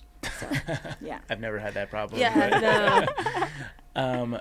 So you being someone who pursues pain, was the Sierra Type 1 fun for you in any way? I loved it. Yeah? Yeah. Even in the moment, it was not even reflecting afterward. This is you enjoyed it. I loved it for the there. fact that I was getting to hike with all these great people and we were having so much fun, having a terrible time.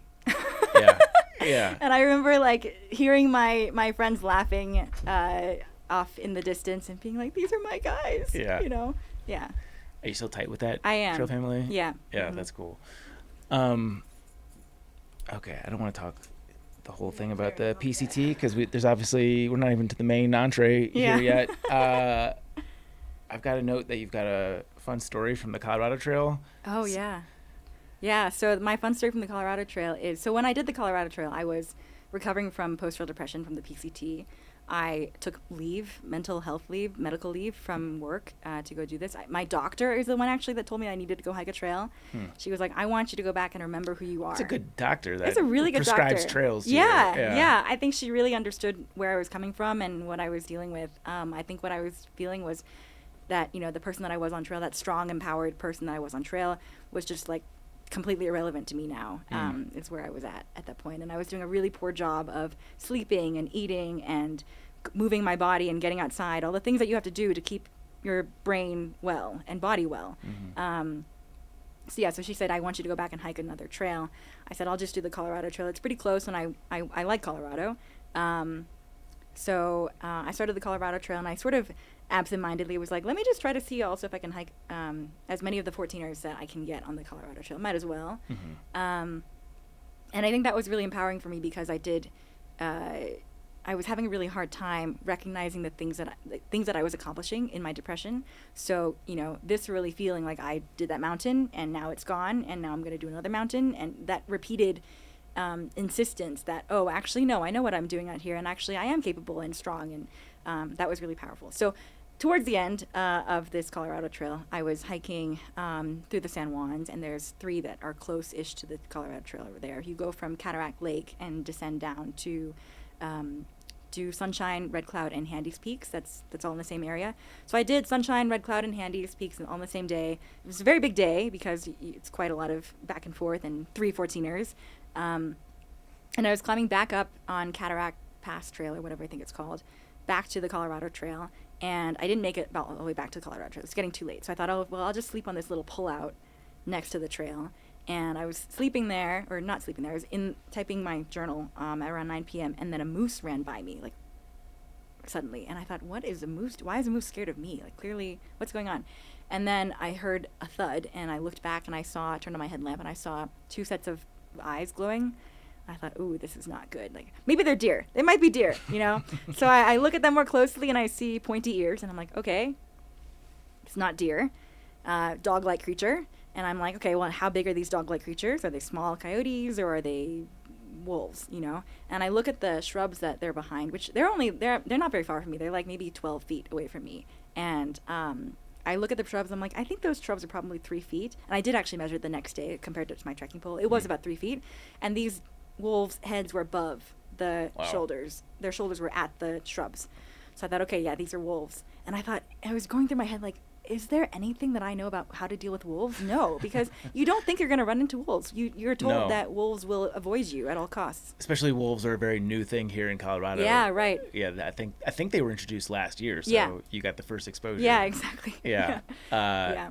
Damned, were they like stalking you at all? No, I think they were chasing the moose. Yeah. I think that's what was happening. And then they just got there and they thought, what are you doing here? I was like, what? I don't know what I'm doing here actually. What are you doing? You're in my campsite. Yeah. And so I remember, I think I just sat there because I was already like in my sleeping bag, cowboy camp on the side of this trail, no shoes on, nothing to defend myself. So I just looked at them and they looked at me and we just had a staring contest and I won. I don't know anything about wolf interactions, but I wouldn't think to look them in the eye would not be my. So they just scattered left, out. left, Wow. Yeah. And I was like, should I leave now? Should I get up and move? Should I go back down? Should I go back up the way that they went? I just ended up staying there, but I had my Garmin in reach very close to my body. Yeah. I can't believe you asked for the wolf story when I went to get a Claritin. Oh, sorry. No, it's okay. It's not you. Not you. Never you. She had the option to be like, no, Chaunce isn't here. I'm not going to give that amazing story. I would never ask that of her. Well, if you want to hear it, there's a wonderful podcast called Backpacker Radio. I know. I'll go on Patreon so I don't get the ads. Yeah. Holy shit. Were you able to sleep after that? No. It took me a while, maybe a couple hours before I was able to. But I was so tired, that eventually, yeah. Part of me is kind of jealous. I know. Having a wolf encounter on trail is pretty right? badass. I kind of wish it was in the daytime, though, so I would have really been able to see them. Yeah. Yeah. Damn, that's fun. Yeah. Okay. This year's hike, the main event. Mm-hmm. Where did the idea come from? When I was on the Colorado Trail. And specifically, so what I do is I have all my songs that I've ever liked just downloaded on my phone. And I was just playing them on shuffle, and I was hiking through, I think it was around Maroon Bells area, maybe, on the Colorado Trail in Collegiate West. And the song that came on was from Spirit, Stallion of the Cimarron, and it's called, what is it called? Oh, no. What is it called? Look for it when she says it. I want to hear it. Oh. Yeah, shoot. Say the name of it again? Wait, you didn't know what that meant? Spirit, Stallion of the Cimarron, but I'm forgetting the name of the actual song. This Is Where I Belong, maybe, or This Is Home, or something like that. I forget exactly what the name of the song is. By Spirit, Stallion who? Spirit, Stallion of the Cimarron. And it's gonna bother me that I don't remember the name. Don't worry, we're finding it and playing it. Okay. Here I Am? No. I'm gonna list the titles of the songs. Okay. Get Off My Back. This Is Where I Belong. Run Free. This Is Where I Belong. Okay. Mm-hmm. Hold on. And what the lines are, it says something like, under the starry skies where eagles have roamed. Oh yeah, this is the song. Yeah. Okay, that's all we can play before they take our money away. Yeah, great. Slow. Yeah. So it was something like under the starry skies where eagles have roamed. This place is paradise. This is where I call home. And I was looking at the mountains. I was like, oh my God, this is it. Like, oh, this is home. Like, this is where I need to be. And crying and crying and crying. And I was like, I'm gonna go hike another trail. I thought that I was gonna do the PCT and be done. And then I realized that is not how it works. You hike the PCT, and then you realize you got to go back again and again and again and again. So I thought, you know what? I think I will do the the Continental Divide Trail. But in my head, I was thinking, I like a challenge. And for me, the challenge in the PCT was, can I even stick to something for 5 months like that? And now I know that I can do it. And I thought, well, the CDT, it is harder than the PCT, but I think I know that I can do it. So what would make it more interesting to me? And I knew that there was this Great Divide Trail that starts from the end of the CDT at the northern terminus and continues up through Canada. And I thought, I think I'm going to try to combine the two of them. I think that would actually be really scary. I don't know if I can do that. I think I'd have to hike way faster. I would be alone, and then I started researching, and I couldn't find anything about this combination. There was just one guy that had posted a couple blogs about how he had done it in 2019, and that was all I could find. And then I talked to some of my CRT members saying, like, have you ever thought about doing this? And people said, yeah, I thought about doing it, but it's really difficult logistically. You have to do all the permits for the Great Divide Trail back in January, and then you have to hike the whole CDT and then be on time for your permits. And then combining those two trails within the time of a season is quite difficult. The GDT is also a very rugged trail. It's not very well marked, and it's much steeper, than even the CDT in some places. So, it's going to be hard. And I thought, okay, that's what I'm going to do. Yeah. The logistics alone make it seem like a nightmare. Yeah. Walk us through the process of getting the permits and campsites. Yeah, so what I did, I talked to Andrew Cotterill. He currently holds the fastest known time on the GDT, and I said, how did you do it? Because, on your FKT, you still have to book the permits as well. And he said he booked 3 different itineraries, or maybe 2 itineraries. He booked an A and a B itinerary. And then he would just, cancel the ones that he wasn't going to be using. And so that's what I ended up doing. I booked 3 different itineraries. But the issue was I didn't want to book, 3 different itineraries starting at different paces on different days. I was right. I'm just going to pick one deadline for myself for the end of the CDT, and then just 3 different paces for the rest of the Great Divide Trail. So I had I forget the fastest one that I said. I think I had a 24-day itinerary to the last one was probably a 30-something day itinerary. And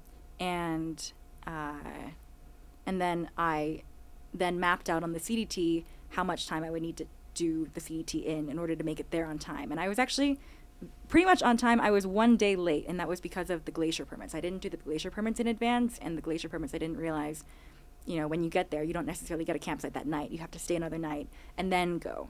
So, if I were to do it again, I probably would have booked all of them, including the glacier permits, as soon as they were out, which is in May. So you showed up to your GDT itinerary a day late? Yeah. So how did you reconcile that? I just had to hike more. Okay. Yeah. Got it. Yeah. I also saw on one of your trek vlogs that you had to do a day-by-day itinerary on the CDT. Yeah, I did. Yep. And not only did I do a day-by-day itinerary, I mapped out all the different alternates that I thought I would take because I needed to know the mileage. Right. So I did so much research for the CDT on what are the alternates that you could take? How many miles is it? How fast do I think I could do it? And I built in a week of buffer through the high routes that I did in Wyoming. I did the Wind River Range, the Wind River High Route, Andrew Skirka's version, and then I did the Grovancha Range High Route as well. And I tried to do a high route through the Tetons as well, and then I had to bail off of it. But I was using that as if I'm behind, I'll cut that and just get back on the CDT. And Colorado was faster for me than I thought it was going to be because of, for safety reasons, I didn't always stay on the red line. I took alternates around. Safety reasons, and also trying to prevent myself from getting an overuse injury from being in snowshoes for 10 hours a day. So as a result, I was out of Colorado faster, and I thought, okay, I do have time to do this buffer period that I had in Wyoming, and then the Wind River Range just hit it so hard. It's really a challenging part of the trail, and it's I wasn't doing nearly as much mileage as I think I wanted to do 20 miles a day in the Wind River High Route, and I was doing 18 max.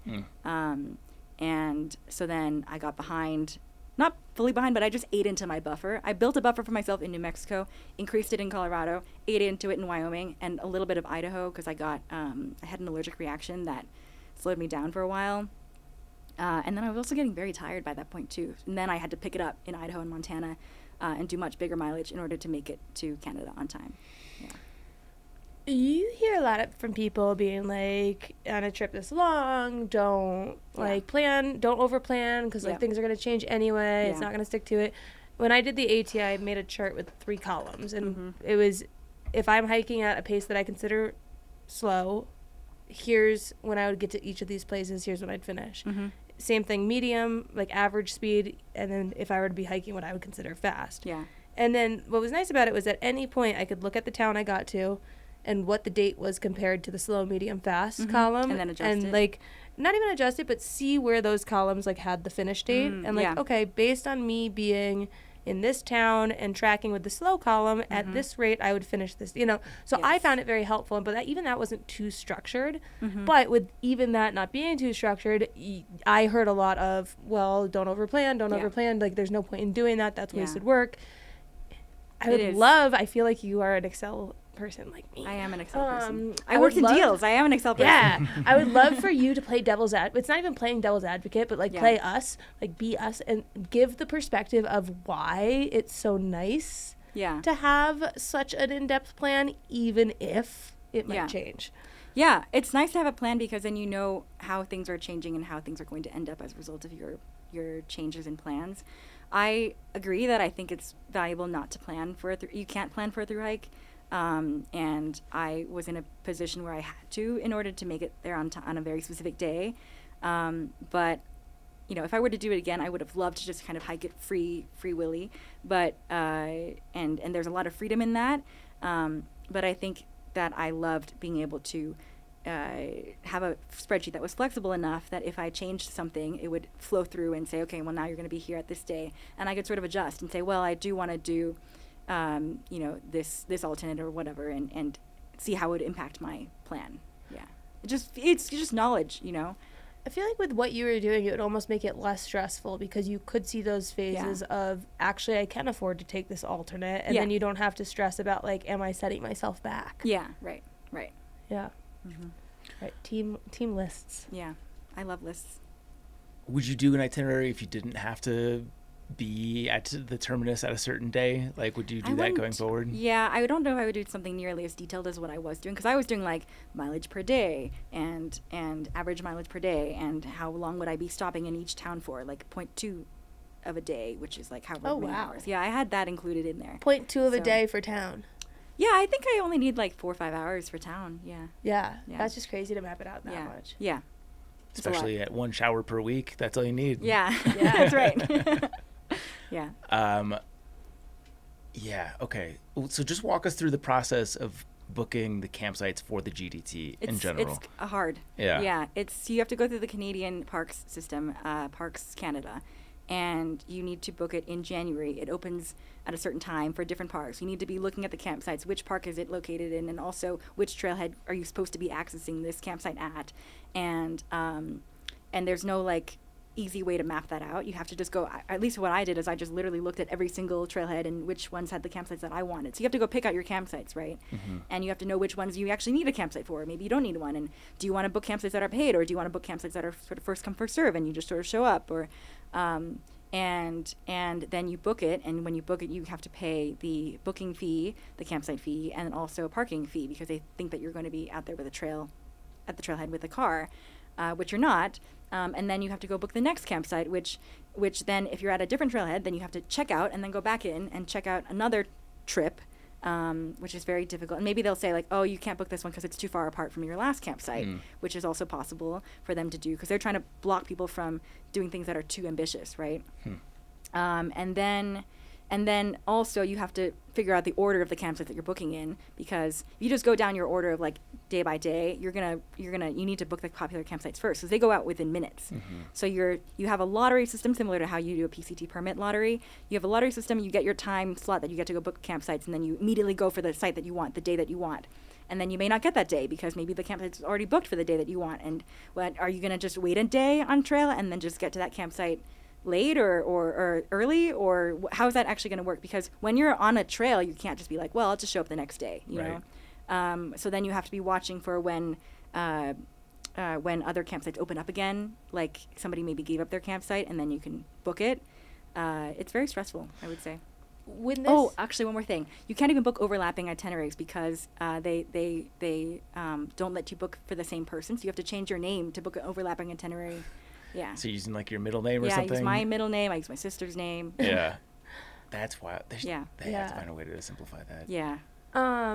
When this episode comes out, it's going to be December 15th. So if these go up in January, and what you're saying about like go for the spots you want that are more popular first because they go out in minutes, like seems like if someone's listening to this episode right now and the GDT is on your list for 2026, you need to figure that out now. Like this is like, hey, when you press end at the end of the episode, it's time to start working. Start working on your research. Yeah. What would be the order of events that, like, do you have specific campsites that they should research first, or just like a guide for how they should tackle this now that it's December 15th and they realize that they put it off? Yeah. So the GDT actually has done a lot of work and legwork to try to make this easier. So they have a list of all the different campsites that are available on the trail, and they also have a map of where these campsites are. And then what I would do is I would take a spreadsheet and list out all those campsites and how many miles are in between each of them, and then start checking the ones that you ideally would like to do. Give yourself some buffer as well in between, and then map out itinerary A, itinerary B, And then also it will tell you which ones are more popular. So start your order operation. So you first have your like campsite itinerary, and then you have a second sheet, I think that is for booking, and you say, okay, this one you need to book first, this one you need to book second, and then you have another sheet, I think, where you then list out what you got, so you can sort of, you know, like at the end of trick-or-treating, and you say, what candy did I get? Did it actually work out? Yeah. Very relevant reference there. Yeah. Do you think someone who's not a planner can do the GDT? I think you can. You may not. I think that if you did, then maybe you're not doing it with fully legally, I guess. Yeah. I know that a lot of people say that they would just rather get the fine. Yeah. And if you are going to do that, I would say, you know, try to book at least a campsite somewhere so that you're accounting for the fact that you're taking up a space or being a person out there in the woods, and also try to camp in a place that is leave no trace friendly, like a place with little vegetation and off of the trail and all of that. Yeah. Do they ever give you back your parking payment? No. Oh, okay. Yeah. And if you cancel it also costs a fee to cancel. Really? Jesus. Okay, so walk me again through, you did 3 different itineraries. Did they all start on the same date, or they were different start dates? They all started on the same day. And then the itineraries just varied on how aggressively you wanted to do the GDT. So what were the ranges for like average miles per day for your 3 itineraries? I forget the average ranges at this point, but I feel like it was somewhere between 20 and 29 maybe. Yeah. 29 miles. Wow, yeah. damn. Which I didn't realize was very difficult on the GDT because, well, I was hitting it at the end of the season, so it's like daylight hours or less. And normally I can just push through night hiking, it's fine, but on the GDT it's very difficult to see where the trail is sometimes, and so if you're hiking at night and there's no trail and you can't really figure out where you're going, you're doing like 1.5 miles per hour. Is that even worth it? So might as well just camp and sleep. Sure. So that was one thing I didn't realize, and I also didn't realize that I was going to be very, very tired, you know, by that point. I think I was more optimistic that I would feel really like strong towards the GDT or on the GDT, but yeah, I was getting tired for sure. Walk me through your mental and physical states when you get to Waterton Canyon. I was Waterton Canyon is on the Colorado Trail, but at Waterton Lakes. Waterton Lakes, rather. Yes. Sorry. At Waterton Lakes, I was really relieved that I had been able to get there pretty much on time. Honestly, I think I felt more emotional at the end of the CDT than I did at the end of the whole thing, because I felt like once I got to the end of the CDT on time, I actually had a chance at even doing this combination. And I still felt emotionally good, mentally good, physically pretty good. I didn't feel like I was, you know, ready to stop. So I thought, okay, this is now the beginning of my actual hike. Yeah. This is just like such a random tangent back to like, we've already left this topic long ago. Do it. But I feel like, 'cause in my mind while you're chatting, I'm like, you know, thinking about me on the PCT and the AT, how like that part for me was just like bittersweet. You're leaving your friends. Like I like to hike with people, and I was thinking about like how mentally strong you have to be to get to a place like that and have the energy to keep going in that capacity. And I wonder if, like, you know how people ask like, how do we train for a trail, and it's like, okay, go do these hikes, do the stair climber, do this and that. I wonder if a 10-day silent retreat would actually be a really good way to train for a trail in terms of the mental aspect, for sure, because I'm sure that goes into how you are at the terminal with that kind of like outlook. And I think with your book, even talking about how a lot of people that get off trail, a majority will be for mental reasons over physical. I wonder if that's something where, like, because you don't hear people recommend that. You There's know, a like, chapter hey, on meditation in my book. Thanks for reading is it. But is it to go do a silent retreat? No. Yeah, exactly. Also, I never read the AT one. It's in the PCT one too, but I never read more than the first chapter of that one. I didn't want it to be spoiled. No, it's good. We didn't Plus, want to I spoil didn't know it for you. I didn't want some dude I just met at a bar to like tell me how to do it. You know, that's when you gave me the book. I'm happy that you're validating the advice. But I think that the silent, like, 10-day, because you were saying for the first 3 days you nap, and then you know you don't get the full thing. A weekend thing won't do the full thing. You need to get really bored. 10 days would be you need to really feel like you're going insane. And good that's to valuable. practice that. Yeah, absolutely. Sorry to take us on that tangent back, but something clicked up there. I feel like especially nowadays with, again, how addicted we are to our phones, like there's probably a withdrawal symptom for a lot of people to go from like constantly being online to like all of a sudden you don't have service, and that's it could be a if you haven't done it before, probably a physically uncomfortable situation for some folks. Yeah. I mean, at the meditation, my first course, I remember I was reading all the labels on all of my shampoo bottles because I was dying for some sort of input. Yeah. Okay, so we're back at the terminal. Sorry to derail us. Yeah. Just a thought. Before we get to the GDT portion, what are some of the standout moments from the CDT portion of the hike that you'd like to touch on? Yeah. I would say top place for me was definitely the Wind River Range on the You high did the route. full Skirker route, you said. I didn't do the full Skirker route because his route ends on the western side, and I needed to get back to the eastern side. His route ends on the eastern side. I need to get to the western side in order to get back to the CDT. So I cut out at Knapsack Col would be the point where I cut out. But it was beautiful. That was so stunning. It was really some of the hardest physical hiking that I've done. Were you solo at that point? I was solo. Yeah, I was solo for the entire trail except for the 2 weeks that I hiked with my hiking partner Slide in the San Juans. Yeah. Doing that solo has to be intense. Like, yeah. I feel like I was kind of constantly always on edge, and I had two did you people do that? with. I did the first 60%. Oh, cool. We got done at Golden Lakes. Okay. But yeah, it was that was my first true mountaineering experience. Yeah, it's fun. Yeah, it's exposed. Every day I had one moment at least where my heart was in my throat, like. Yeah. Yeah. What's that like doing solo?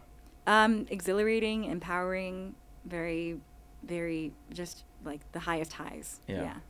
I was kind of, because Andrew Kirk was like, oh, this is going to be the best backcountry experience of your life. And I was like, okay, whatever. And I get in there, I'm like, oh, he's right. Yeah. Yeah. Would you say that was the best backcountry? Yeah, because you're so isolated. I didn't see anybody, and I mean, there were parts of the Wind River High Route that you start with some people, and there's a trailhead that people can go to, a lake that people go to, and a basin that people go to. But everything other than that, and especially the off-trail sections, is so isolated. I was very early. I was early July. So nobody else had even gone in there yet. So it was no tracks in the snow, just me out there. I felt I was so part of nature because when you're on trail, you still feel like there's a little bit of a boundary between you and nature. And when you're walking off trail, you're just in there. You just choose wherever you want to go. It's so freeing in that way. And it just felt like time was still. Yeah. I mean, subconsciously, just the trail is like a man-made artifact, which I think I still prefer that. But it definitely is a very different experience being off trail. Yeah. What was your mindset like when you approached West Gully for the first time? Because that was my first, probably the most terrified I've ever been in the backcountry. Is that the one where the first big feature? No, the West Gully's I've got the name mixed up, which I do often. Is West Gully the one that you enter through? It's like the first feature that you get on the Wind River High Route, where it's like you basically look like you're walking down a cliff. So I don't think I did that part because I would have entered from the CDT. Okay. I'm pretty sure. Got it. Yeah. So the first real pass that I did was New York Pass. Got it. Which was I caused a rock slide. That was my heart. Yeah, I caused a rock slide. You lived there for 10 years and then you caused a rock slide on our pass? Yeah, I'm sorry. Yeah. But the rock slide, it was it was quite steep. It was very exposed. And I was like, I really hope that, and my shoes didn't have a lot of tread. I was like, I really hope that I can stay up right now. And I did. And I was okay. Yeah. I shit very hard on the north side of that pass once you get down to the boulder hopping section. Oh, yeah. Yeah, that was an ass kicker. Yeah. But it's beautiful. It's so rewarding. Yeah. Mm-hmm. What are you afraid of? Because you said hiking alone. You said camping. No, you said the dark. Yeah. We touched briefly on the idea of a grizzly bear. I didn't get much fear there. But through any of this, seems like you're aware that the situations are scary, but not maybe feeling fear in the way that someone else might. Yeah. What are you afraid of? Well, I don't like hiking in the dark, but I did a lot of hiking in the dark for this year. I had to. And I think that once you go into the thing that you're afraid of and you realize that it's actually not bad, you can work through it, I think. Like, for example, I remember I did a big day in Yellowstone National Park and I had a lot of hiking in the dark, and I was thinking, okay, I'm not afraid to sleep in the dark. So what is the difference between hiking in the dark and sleeping in the dark? Why do I feel safe sleeping and not safe walking? There's actually nothing different. And I know how to manage things. I think once you learn that you have the knowledge and the skills to handle it, it doesn't become as scary. you know, some people are scared of exposure, right? Like if you're traversing across something really steep and it's snow and you see the slide, you know, maybe look at it and say, okay, but what actually is the consequence if I fall here? Is it actually as bad as I think? Well, but you can look at it logically and say, okay, is it actually as fast of a slide as I think it is? Is it actually as steep as I think it is? Where, if I were to fall here, what would be the point where I would sort of, is there a run out there that I could maybe end at? Is there anything actually like a rock that I would hit that I would be hurt by? No, maybe it's okay, you know. The crew that would rescue me is super hot. Right, exactly. I'm gonna amend my question. Do you have any irrational fears? I feel like all of your fears are rational. Like I feel like maybe not to start, but I feel like you've rationalized all of your fears. Do you have any left? And this doesn't have to be in the hiking world. Yeah. But any irrational fears? I had an irrational fear this year because there were one guy in Anaconda, Montana. There was a shooting there, and then he escaped into the woods. And then there was another man in Idaho who killed his daughters, and he was also on the loose as well. They recently found his body. And I remember when I was hiking through the Bob, I was doing a lot of night hiking through the Bob, and I remember thinking, maybe they're just like here, you know. And what people told me, and it was getting in my head, was, well, if they see you, they're gonna kill you because you have all the things that they need to survive. Oh shit! Who told you that? What a bad friend. I don't know. Not a friend. Just people in my comments and in my DMs. Those fuckers. Not people that I knew.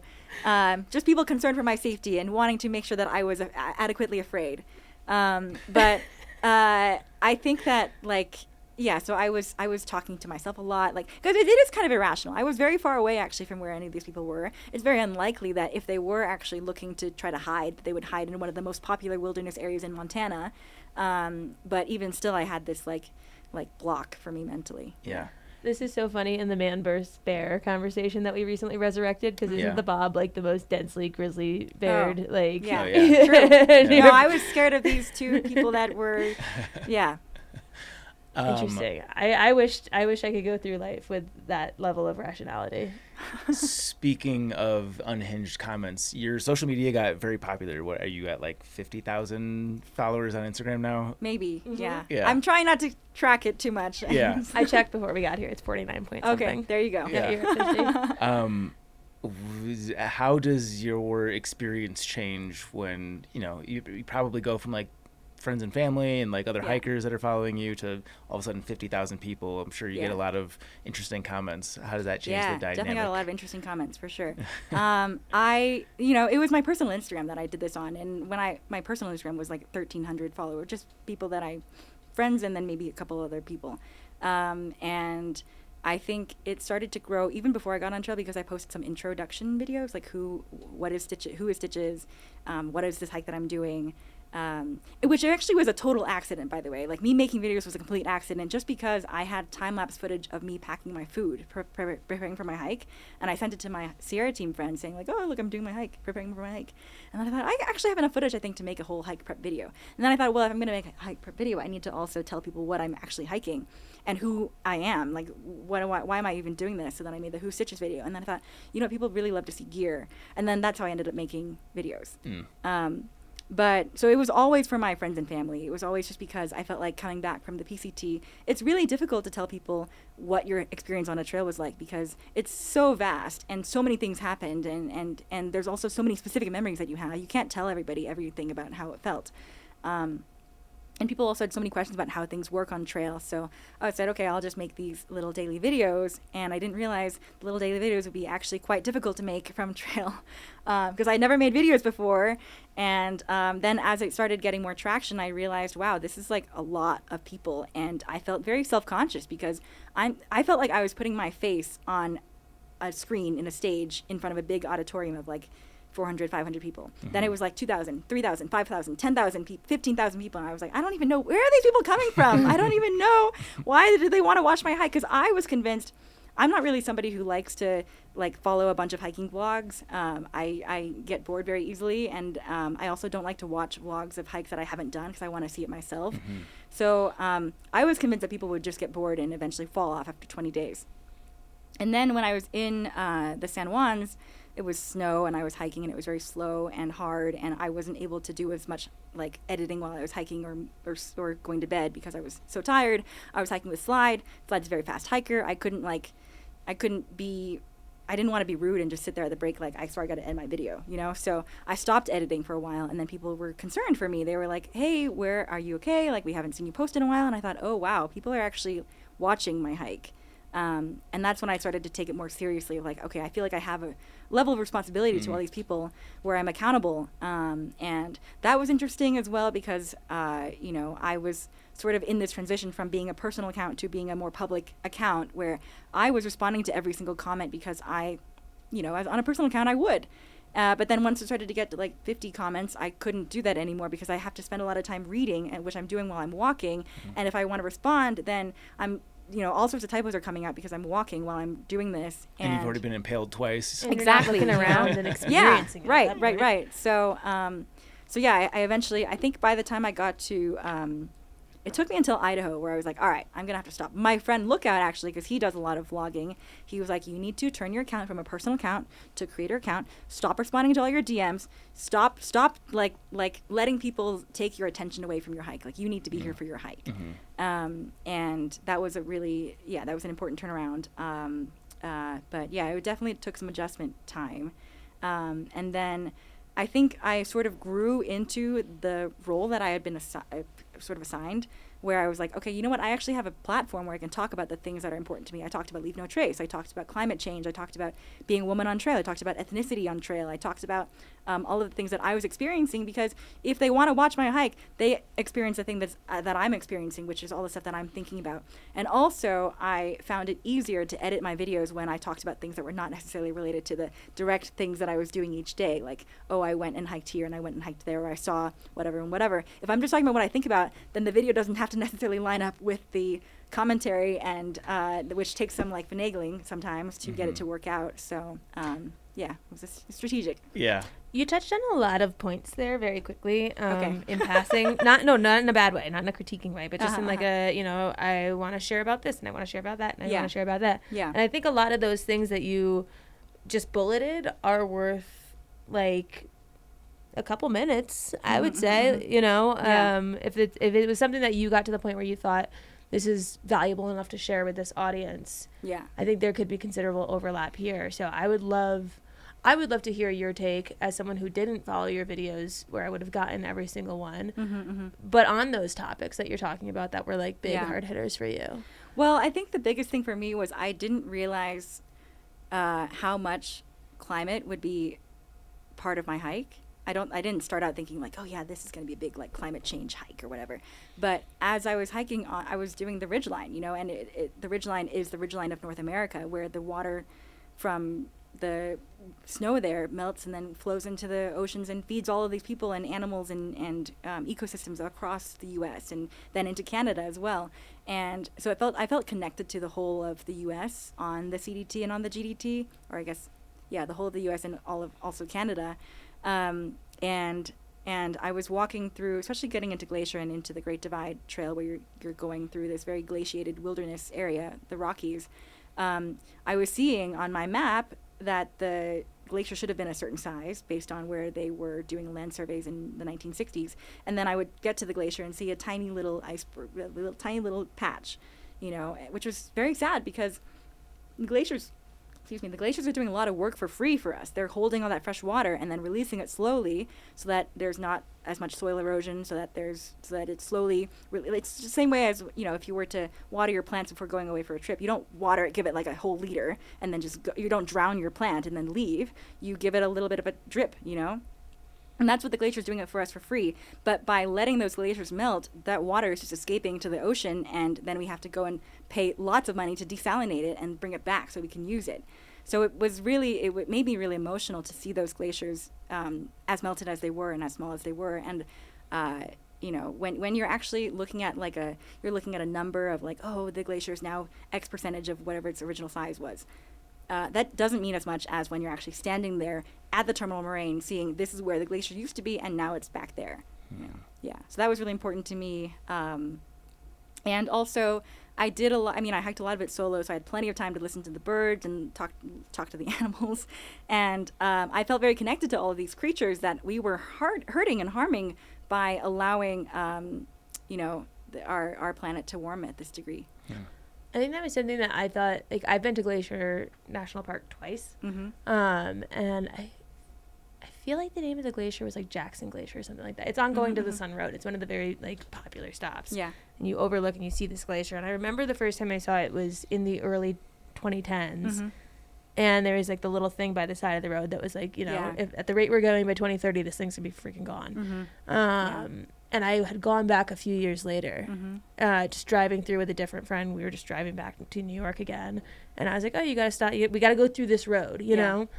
And I remember seeing it a few years later, and like when you can see the difference, I feel like that's so much crazier than like hearing a stat. Yeah. You know, like looking at it and being like, damn, you did not look like that a few years ago. Yeah, exactly. And it's not coming back because once the cycle starts, it's very difficult to recreate a glacier. You can't just go and install a glacier. We're not at that level of being able to bend nature, you know. So that's really sad to me. And that's why I feel like if you want to go do a thru hike or if you want to go see those places, you have to do it now. Like if you have this dream, don't wait because it's gone. Yeah, pretty soon. Yeah. Everything's gonna be on fire every time. I mean, kind of already there, but you're already there. Yeah.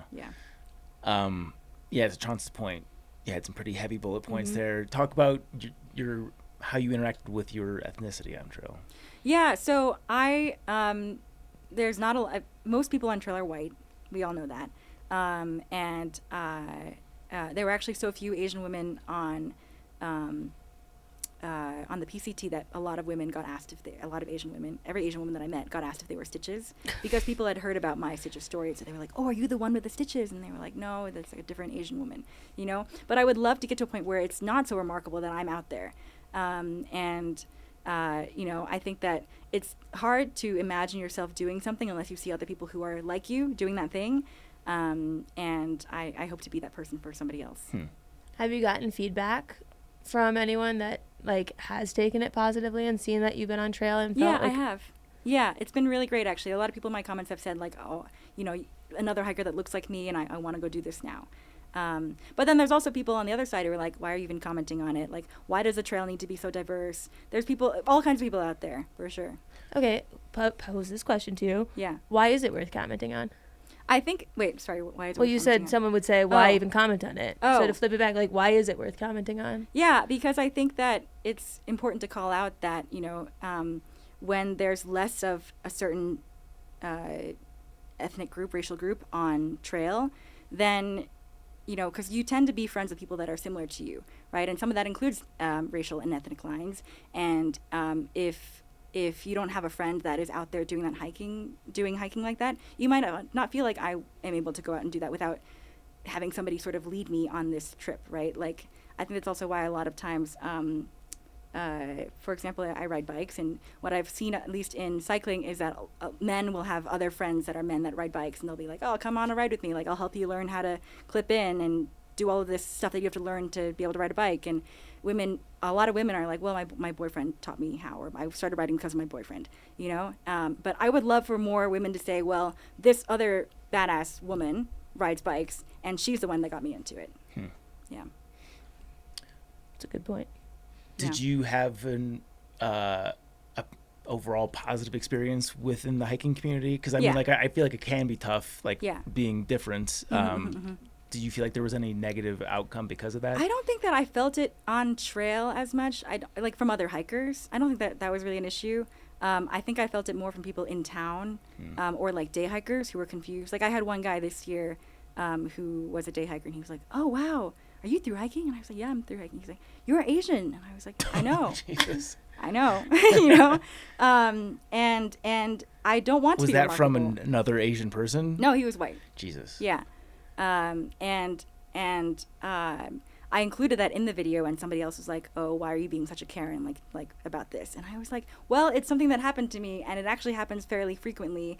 I remember even at my college graduation was at Yankee Stadium, and I remember when I was trying to find the exit stairs, I asked somebody who looked like he worked there where the stairs were, and he was like, oh, how do you say stairs in your language?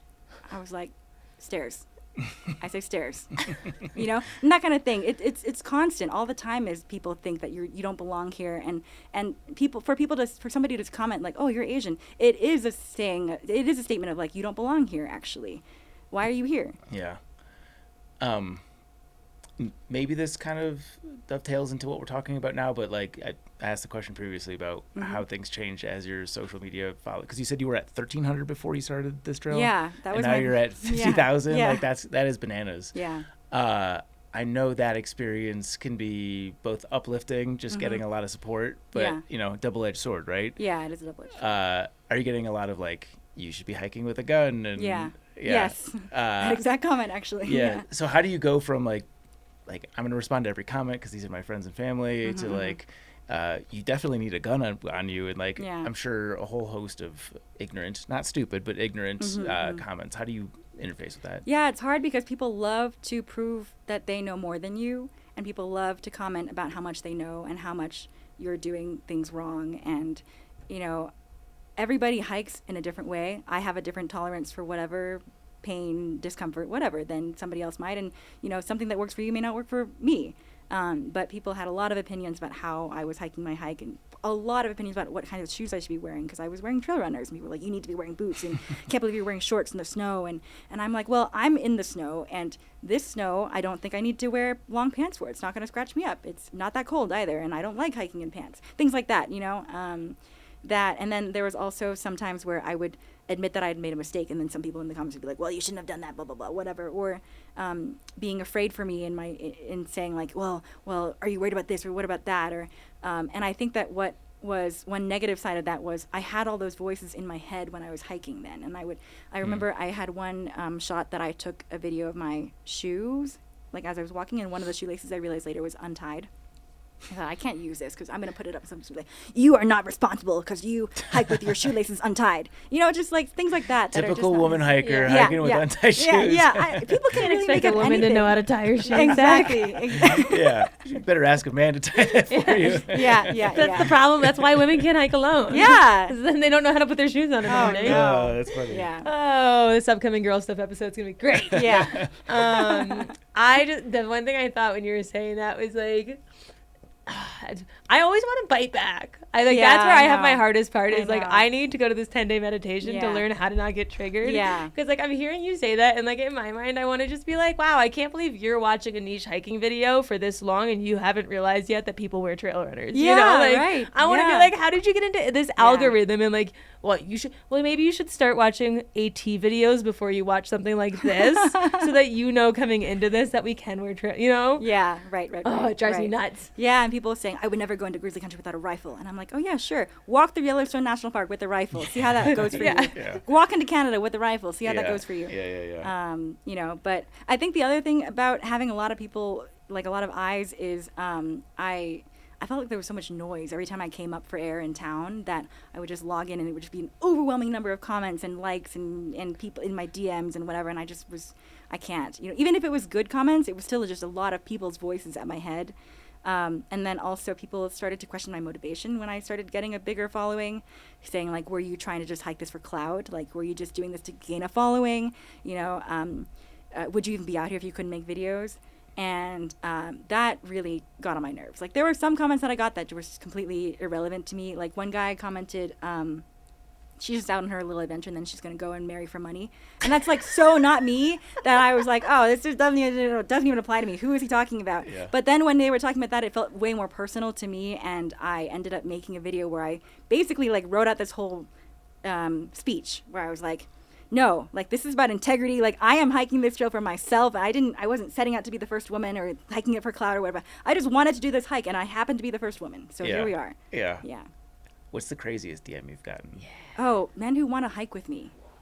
I hate that. I'm like, are you insane? Do you know that I have a very specific schedule and I'm hiking a very specific number of miles and I am not trying to do any kind of babysitting out here.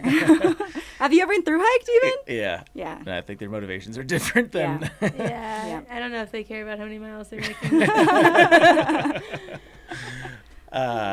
Okay, fine. Last one on your triple crown of passionate topics you listed was hiking as a woman. Mm-hmm. And I imagine some of this may be repeat touches on points, but open door to event on that one. Yeah, it's day 125. If you want to go watch it. I basically said that I was going to go up to this alternate that was a ridgeline, and I was going up relatively late in the day. It was like 4 p.m., 5 p.m., I think. And I knew that I could do it. I only had 7 miles left to camp, and I was sure that I had enough daylight. But this guy coming down, he was, and he had his 2 young sons with him, and he looked at me, he was like, "You're just going up now?" I said, "Yep, I'm going up now." And he's like, "Okay, good luck." And I thought, wow. I think I laughed. That's what I did, is I literally laughed, because I was like, I know I can do it. But then I thought, this is a good teaching moment, I think, because this kind of comment is so common. Like, men think that women can't do, or not even men. Sometimes it's also women who think that women can't do things, including myself. Sometimes I think that I can't do things. And it's this kind of benevolent sexism that we have, where we're like, women are weak and women need to be protected and they're vulnerable, and she's going up alone, and it's late, and she may not know what she's doing out here, is the assumption, right? And I use that as an example of like, yeah, let's actually support women who are doing these things, and instead of saying like, are you like, in such a judgmental way. If he had maybe been like, hey, it is kind of late, do you think you're going to be okay? Maybe fine. But just the way that he said it in front of his kids too, I was like, all right, we got to do something about this. And what was really interesting to me in the comments was a lot of men in the comments were like, well, he could have said that to anyone. He could have said that to a man too. Like, why is it always about gender, whatever. And then women in the comments were saying, wow, I feel this. I feel so seen. We always make assumptions about women, about what they can or can't do. And I think we should throw them out the door and just say, let's actually meet this person for who they are. I remember there was a woman in my comments who said that she has a veteran license plate because she is a veteran, and people will thank her for her husband's service. That kind of thing, where we just make assumptions about things, and I would love to help change that narrative. Yeah. I will say I kind of resonate with some of the comments you got from guys about like, guys do get that, because I do get that.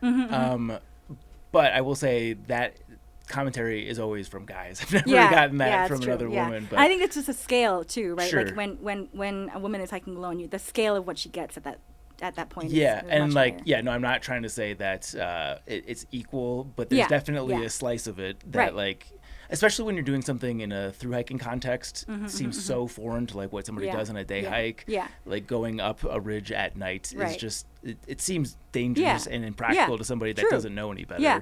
What I think I would compare it to is like, for example, if you were going bald and everybody commented every single day that you were going bald, you'd be Not like, if when. I know I'm going bald. Can you stop telling me? I think that's kind of the point that I'm getting to with this, is like, it's so common that why do we need to keep saying this, you know? The volume is the problem. For sure. Yeah. This might be a toxic thought, and by that I mean it is. This goes back to Zach's point about how it does happen to him sometimes, but just not as often. What if we just ramped up how often we say this shit to guys? Maybe we should. Yeah. What if we're just like, every time we see a guy on trail, we're like, hey, where's your wife? Where is she? Like, what if we're thinking about this the wrong way? Yeah. What if we're thinking we want them to come to us? What if we just become really fucking annoying and go to them? Yeah, that's it's interesting. I've because I ride bikes once. So a lot of guys love to tell women how to ride their bike as well, when they're just even out in New York City where you're just riding around. And also they have a really hard time if you pass them. They're like, no, I got to get ahead of you, But I tried it once to a guy. He was riding, and his saddle height was just like ridiculously high. His knees were just like all over. His hips were like moving because he was trying to accommodate the really high saddle height. And I rode up next to him. I was like, "Hey, man, I think you need to maybe lower your saddle a little bit." And he's like, "Oh, I just like, this bike has been in the garage for a long time. Like, I haven't been riding for a while. I'm not very in shape right now. But like, I was like, I wasn't saying anything about your fitness. I was actually saying your bike maybe needs a fitting." Yeah. Yeah, it's funny. I saw a video on Instagram recently. A lady was posting her golf swing, and then like, of course, immediately a guy chimes in being like, "Hey, maybe you should try to tuck your elbow," or something like that. Yeah, she's a professional golfer. Yeah. Have you seen those stats where they ask how many percentage of men who think that they can beat a professional women's NBA basketball player or outrun an women Olympian runner? We haven't played that one yet, but Zach does think he could beat an alien and a gorilla in a fist fight. That's not sexism. That's just one, factual, and two, humanism, if anything. I'm very pro our species. Oh, yeah. He's the wrong one to pitch this to. Yeah. No. So my logic with the alien thing, right, Yeah. is if there's any sort of evolution to get you to a technological level of advancement, it's going to deselect for any sort of physical advantage. So like if we remove any sort of technology from the, like it has to be fisticuffs. It can't be like you using your lasers or like some sort of like technology advantage. I feel like I'm closer to a gorilla than whatever I'm fighting is going to be. Like I just snap it in half and like walk away. Like of course it's going to be a million times smarter than me, but like I'm closer to the silverback gorilla than you are. That's my logic. All right. Sounds good. I don't disagree. Yep, see? That makes one of us at the table. Good, this is fun. I have a note that you have a video about friction. Yeah, I do. That's a very specific video. Yeah. It's day 78. Yeah. Well, Yeah. What about friction? Yeah. So what I talked about, I'm surprised. I don't think, did I mention that one? Maybe I did. I'm surprised you remember day 78 Yeah. off the word friction. Yeah, I know, because I watch my own videos a lot of times in the editing process and also Sure. afterwards. But yeah, day 78, so what I was talking about there was I think that we tend to try to look for convenience in a lot of parts of our life. We want everything to be easy, we want everything to be efficient. But I think friction is really great, actually. I think friction creates warmth in a lot of ways. And for example, on trail, like with trail angels, it's more friction to try to work with a trail angel to arrange a stay or arrange a ride than it is to just call an Uber or book a hotel. But the friction there creates the warmth of like, wow, I get to be hosted by this lovely person. And I was thinking about it because in Wyoming in particular, I was hosted by the same couple 3 times because they happened to have 3 different properties in Wyoming. And I took 3 showers in Wyoming. All of them were at their houses. That's like half your trail showers right Yeah, there. exactly. Yeah. And so I was thinking how lucky I was to have met so many great people and that it is important to have that kind of friction. And, you know, we talk about like this idea of the community on trail. And I think part of the community comes from the friction, you know, and we try to like cut out the middleman. We try to like just not talk to our Uber driver and not talk to we just do our self-checkout at the grocery line. But all of that contributes to this lack of friction that reduces you feel more alone then. Yeah. And I think that's really important. I think it's also really important to do things in long form, like long form journaling, or the friction of long form journaling is more friction than writing, typing on a computer. But there's a value, I think, to handwriting out your journal. And I think there's also value in walking a trail as opposed to just flying to the end. I would love just like if we could bottle it up and put it in a daily pill, like Stitch's Optimism. Every morning with my tea. Just a little pill of Stitch's Optimism. Part of your meditation app. Yeah, it's Yeah, great. maybe. Yeah. A daily meditation. So walk me through some of the highlights of the GDT. Oh, every day seemed like a highlight. It was so beautiful on the GDT. I think highlights for me, wow, all of it was so beautiful. Probably towards the very end, the very last week that I had on trail was probably the biggest highlight because I was really struggling at that point mentally. Physically, I felt fine because I had cut my mileage down each day a lot to just about over 20, and I was ready to be done too. Like physically, I was feeling fine. I didn't have any pain or any complaints, but mentally, I was like, I want to be done with this hike. Like I'm done. It's gonna start snowing soon. I don't want to be out here anymore. And every single day, something would surprise me, and I was like, no, I'm meant to be out here. So, for example, day 145, I was doing a lot of editing on my phone. Day 1, how does she know that? Yeah. Sorry, I'm just so impressed. I spent a lot of time editing on my road walk out of Jasper, and so then my phone battery was very low, and I didn't have a lot of battery left in my power banks. I didn't think I had enough to make it all the way out to the terminus, and so I was thinking, okay, at Mount Robinson, I'm going to go out and find some people on the campsites there because it's a very popular touristy area, and see if I can borrow some battery, just like charge for like even 30 minutes would have been helpful for me. And then when I got out there, the first person that I met didn't have any extra battery. Then I came across a bunch of guys constructing a hut out there, and I said, do you guys happen to have any battery banks that I could charge? And they were like, we can just plug it into our generator. And I was like, oh, fantastic, amazing, because if I hadn't gotten that, I would have had to hike down all the way down to the parking lot, which would have been like an extra 10 miles back up as well. You lose all that elevation, and I don't know if I would have had the motivation to come back up, you know? So close to the end. because people actually do exit from that trailhead as being like the exit, because it's an easier place to exit than it is at the actual terminus, where you have to hike out 60 miles to the nearest highway. 60 miles is the closer side. The other side, I think, is 145 miles. Sheesh. Yeah. I think it's 16. Oh, no, 60. Yeah. 100 kilometers. I just interpreted 16 because 60 surely couldn't be possible. Yeah, it's 60 miles on that road. Damn. Yeah. It's a road the whole way? It's not a road the whole way. It's an ATV track, and then 7 miles of it is very muddy, and then it becomes a logging road that slowly, progressively opens up and widens. Is it at least downhill? It is mostly flat. That's true. That's nice. Yeah. Mm-hmm. But the muddy section, I've heard that it can get so bad where you are walking in ankle-deep mud for 7 miles. Yeah. Did you do any specific practices when you felt like you were at your mental low toward the end? Like, did you lean more into the meditation? Did you have a mantra? Was there anything else that you were? I think when I say lean into meditation, I'm not like, all I'm doing is just trying to be present in the moment and interpret everything as being just a sensation as opposed to something I have to actively react to. And I think your mentality is so important. Like, for example, day 147. Sorry. Do that. No, don't apologize. I'm just like so impressed. Yeah.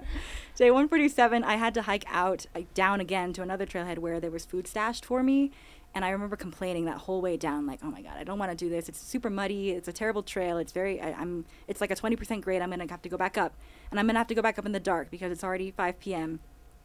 And I remember getting down there, and then I ended up running into these 2 moose hunters, and they were great. They were like, do you want some food? Like, we'll take your trash out for you. And we had a conversation about men and women on trail, and I was saying that women tend to do better in these endurance things because we hold on to our fat.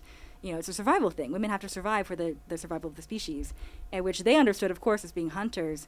You know, you don't kill the females of the species. You kill the male of the species to preserve the species. Right. You know, you need more wombs than the other thing. Yeah. I'm watching The Handmaid's Tale right now. It's very topical. Yeah, right. And so what they actually took it really well, and they were like, yeah, what she's saying is we're expendable.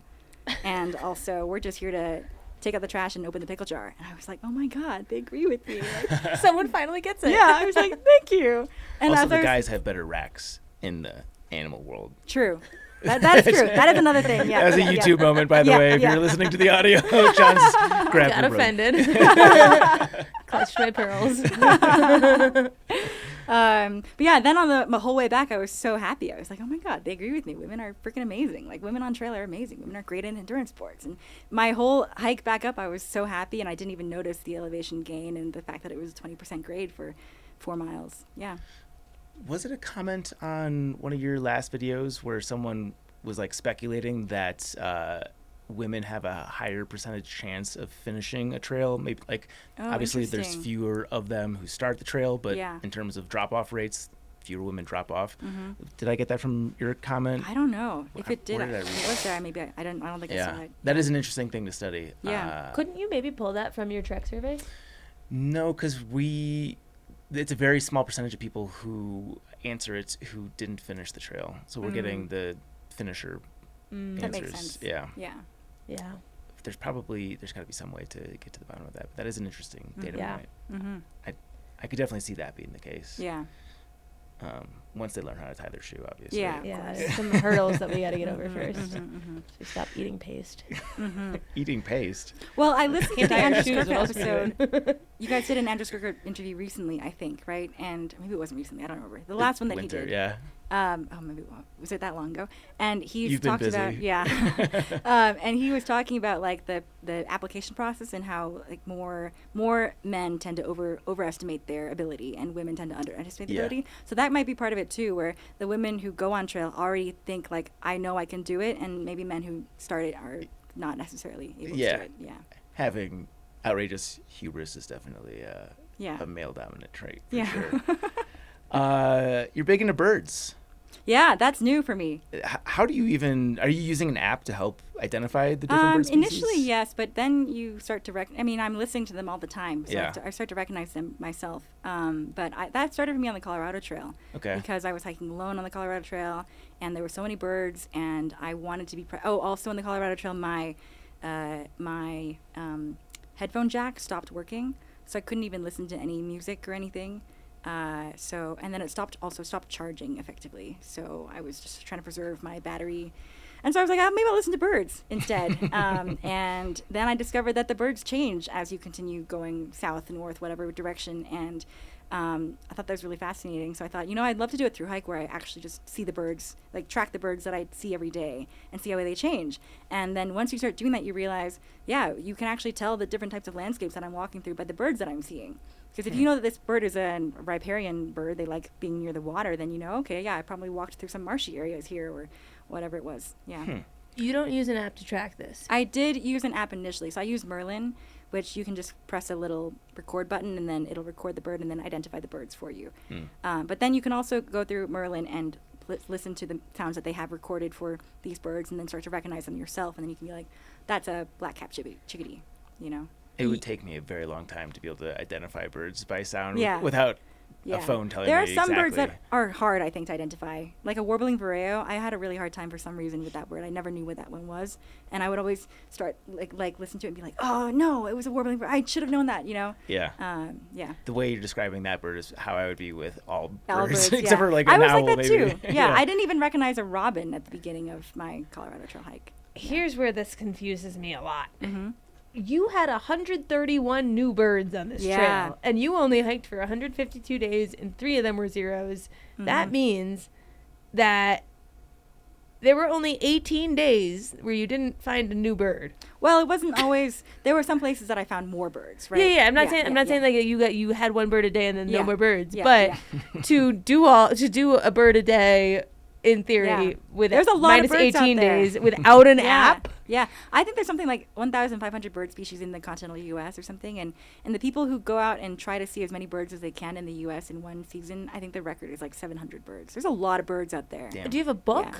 I had an app, yeah. And what I would also do is sometimes when I was climbing, I would go through and just listen to the bird sounds because it was just something to do when I was climbing. Yeah. That's insane to me. Do they give you like badges when you? You do. You get a little. Yeah. It's like collecting a little Pokemon. Like it Yeah. says new lifer. I think I'd get way more into it if there was a gamification Oh yeah, like definitely. that. Yeah. What I really want though is I want this app to have you follow other people and you can see what birds they saw and where they saw them, and you have a competition of like who saw the most birds. Yeah. It's like far out, but instead of it marking campsite, like bird. Yeah, exactly. What is the best bird? Ooh, the best bird. Best bird in terms of what though? I'm leaving it open-ended. Oh, intentionally. okay. Wow. I think the best bird, the coolest birds, not coolest, but one that I really liked was the western meadowlark. It has a really like robotic-like tweet. I really love that, listening to that one. But best bird, I don't know if I have a best bird. You know what I think is a really funny bird? The brown-headed cowbird, which I saw a lot in New Mexico. Other birds don't like them because they like to steal other birds' nests. Oh yeah, that's the western meadowlark. See how good that was? Yeah, that was good. Should we play the game? Yeah. We've done it once before. Birds round 2. Yeah. No, because I don't even know what to search because. No, I don't know either. Yeah. They steal the whole nest? I think that's what they do. How do they carry They're it? like no, they just take it over, I think. Oh, I think that's what they do. Yeah. That's not very nice. No, it's not. What's the prettiest bird? Oh, a lazuli bunting is really pretty. It's like a blue and white, and also just the bluebirds are really beautiful. Yeah. And the white-ringed crossbill, I like that one because it sounds like a toy machine gun. It's like, yeah. I didn't know I'd be making bird sounds on this. Yeah, I no, want that was more. good. That was good. We don't talk much gear here, but you're so analytical. I'm curious to get your take because I know that you've obviously put a ton of thought into it. Yep. Give me the big 5. So big 3 plus Okay. sleeping pad and footwear. Oh, okay. My big 5 would be I used actually Exotic Packs was my pack that I finished with. Yeah. Which is great. It has a running vest strap. It's 28 liters. I loved it. I could access everything without taking my pack off, which is fantastic for just being able to do the mileage that I needed to do. That was my pack. I had a... And this is the full duration for both the CDT and the GDT. Yeah, I used it starting from day 79. Sorry. Don't apologize to me. I'm impressed. This is me in awe. Because the pack's not that big, right? It's not that big, but my previous pack, I was using a Palante Ultralight, and Yeah. that was 28 liters also. Got The it. issue that I had with the Ultralight was that the bottom seam started to rip, starting from like partway through New Mexico. And by the time I got to Wyoming, it was like I could stick my hand in. And, you know, I mean, everything in my pack is in the pack liner, so things aren't falling out, but I also was like, I don't really want to keep using this the Sure. way that it is. And so, yeah, Jonathan sent me a pack, luckily, to Wyoming, and it happens to be the pack that he made for Nick Fowler originally. Oh, no shit. Yeah, for his PCT attempt. Yeah. PCT FKT second attempt. His packs are really cool. I think I'm going to get one this Yeah, year. yeah, The yeah. vest is, there's just so many pockets. I know, it's really great. Yeah. I loved it. And then I also, so that's pack, and then shelter, I used a bivy by Bora Gear with a tarp, a Mountain Laurel Designs tarp. And because I like to cowboy camp. Yeah. I am very lazy, like I said. I don't like to set things up. So if I can be in my sleeping bag within 5 minutes, that's what I'm doing. Do you have a bug net? Yeah, so the bivy is kind of a bug net, Okay. essentially. But I didn't really use it that much, actually, only when there were a lot of mosquitoes, mostly because the bivy has been through a lot of miles with me now, and the zipper's a little finicky, and so I'd rather not zip it up if I don't have to. Yeah. But that was a learning curve, like the getting to the point where you're just like actually just out there without anything. And then the tarp, I only really set it up for, if it's raining or if I really needed extra warmth, I would set up the tarp just to trap a little more heat. And it's also the same setup that I used on the PCT in the snow and even in the Sierra. Then for my, what's the other one? Sleeping bag? Yeah. I used a quilt by Timbermaid, same company that I'm wearing. And I really like his stuff. It's very, very, he's very analytical himself. And he's like, I remember I got a down sweater from him and I said I wanted pockets as my hands get cold. He was like, no, pockets are bad. It's not good for warmth. If you want warm hands, you need to just get longer sleeves. So I got longer sleeves. Yeah. Do the sleeves cover your hands? Yeah, basically. Ah. Yeah. He's like, that's lighter actually and more effective than for warmth than it is to have pockets, which just drain heat. Interesting. Yeah. I feel like you'd be walking around like a wizard with extra long sleeves. Well, I don't really use the down sweater. Actually, I don't use the puffy. I didn't use it as much as I thought I would, so I didn't go with a puffy this time around. I just did my 2 different fleeces. I had the alpha fleece and a microgrid fleece. And then Tell me more about Timbermaid as a company. It's a company, Dan Timmerman. He was previously I think he was a pro cyclocross racer, and then he switched over to making ultralight gear for some reason, and he just makes it all out of, I think, New Hampshire. And he's gotten so popular that now you have to get a lottery to buy his stuff. Oh, Jesus. Yeah, but he hasn't raised I don't think he's raised his prices really. Yeah. He like probably could charge. The Melly of apparel. Or Yeah. Down apparel. Yeah. He makes really great quilts. But I think the next quilt that I get, I might go with my friend just launched a quilt company. It's called Vils Equipment. They're based out of Sweden. My friend Bushwhack, who's the one who found me when I got injured. And I think if I were to get another quilt, I'd probably go and ask him for a custom quilt. I think that once you've like done enough hiking, you know what you like and dislike, and you can ask for things custom. That's also why I decided to go with exotic packs, is I can say exactly what I want out of the pack. I know exactly where I want things to be, even that I want this kind of pocket here, you know. So, so that's the big 3, I think. And then the sleeping pad, I use a the Nemo switchback, and I cut it to the torso, and I also trimmed all the edge. I like laid on it, and I trimmed the edges off because I was like one of the chalk outlines of a crime scene. Yeah. And the reason I did that is because I'm not using that space. I know I'm not, and it saves me 10 grams, which is like half an hour. You know. What was your base weight? My base weight was 8.6 Damn. pounds. Yeah, at the beginning, and then by the end, I think it was just under 10. But I mean, I say that in farce. Like, really, 10 grams is not a huge deal. But also for me, for volume wise in my pack, I wanted to make it as small as I could so that I could actually fit it inside my pack. I don't like having the sleeping pad strapped on the outside because it gets caught in all the trees that you're walking through, and especially if you're bushwhacking or going off trail. So that was the reason I did that. And I find that it's a learning curve to sleep on a foam pad, like a CCF foam pad, but if you find the right position, I'm a side sleeper and I can make it work. So if you can find the right campsite, soft enough ground, it should be fine. And then I would put my pack underneath my feet to raise my legs so that it wasn't on the ground, because that ground is cold. Yeah. Yeah. You're good at sleeping, it sounds like. Yeah. That's not a comfortable setup for me, what you're describing. It's not, but I also was doing that anyway, even when I used a inflatable pad, in order to reduce the swelling in my feet. Yeah. Are So you That's a clever. naturally cold running person? I'm naturally cold. Yeah, I do feel like I carried a lot more layers than maybe other people. Yeah. I just feel like you might be a warm person because you Oh. didn't have a puffy jacket. Oh, had two that's because I fleeces. just don't stop. That's why. Okay, that's Yeah. fair. Yeah. Footwear. Footwear, I wore Hoka Speed Goat 6. Nice. Yeah. I think the Ultras, the foot box is too wide for me. My feet are pretty narrow, and I feel like I'm sliding around. Yeah. So Have you ever tried Las Sportivas? I have not. No. I can't wear them because they're too narrow. Oh, And interesting. I like ultras and freaking topos Okay. because the toe box is wide. wide, yeah, And yeah. I've got little fat feet. Interesting. But Las Sportivas, I've seen a couple pairs that are like cool looking, but Yeah, maybe I'll they're too consider it. narrow for me. So if Yeah. you're a narrow foot girl, Yeah. Okay, cool. try a Yeah. pair. I even when with cycling shoes, I have to get really narrow cycling shoes because if I don't, then I clip out and my foot moves in the shoe before clipping out of the pedal. Oh, You know what I mean? interesting. So, yeah. Mm. Is there anything else you wanted to relay? On gear or just Just in general? life, Anything? hiking, philosophy, Ooh. whatever you got. I feel like I said all my philosophy in the videos. Yeah. Yeah, good. Okay, well then, this will be the second to last question. This is our sponsor question, brought to you the Stay Salty question presented by Element. Use our URL drinklmnt.com/trek for a free sample pack with your order. What's your hottest take in the world of backpacking or just outdoors at large? Yeah. Bear hangs are useless. It's hard to do a good one. Takes a long time to find the right tree. Most of the time you're not even in a place with the right tree. I would just say tie it to a tree with an Ursack or sleep with it.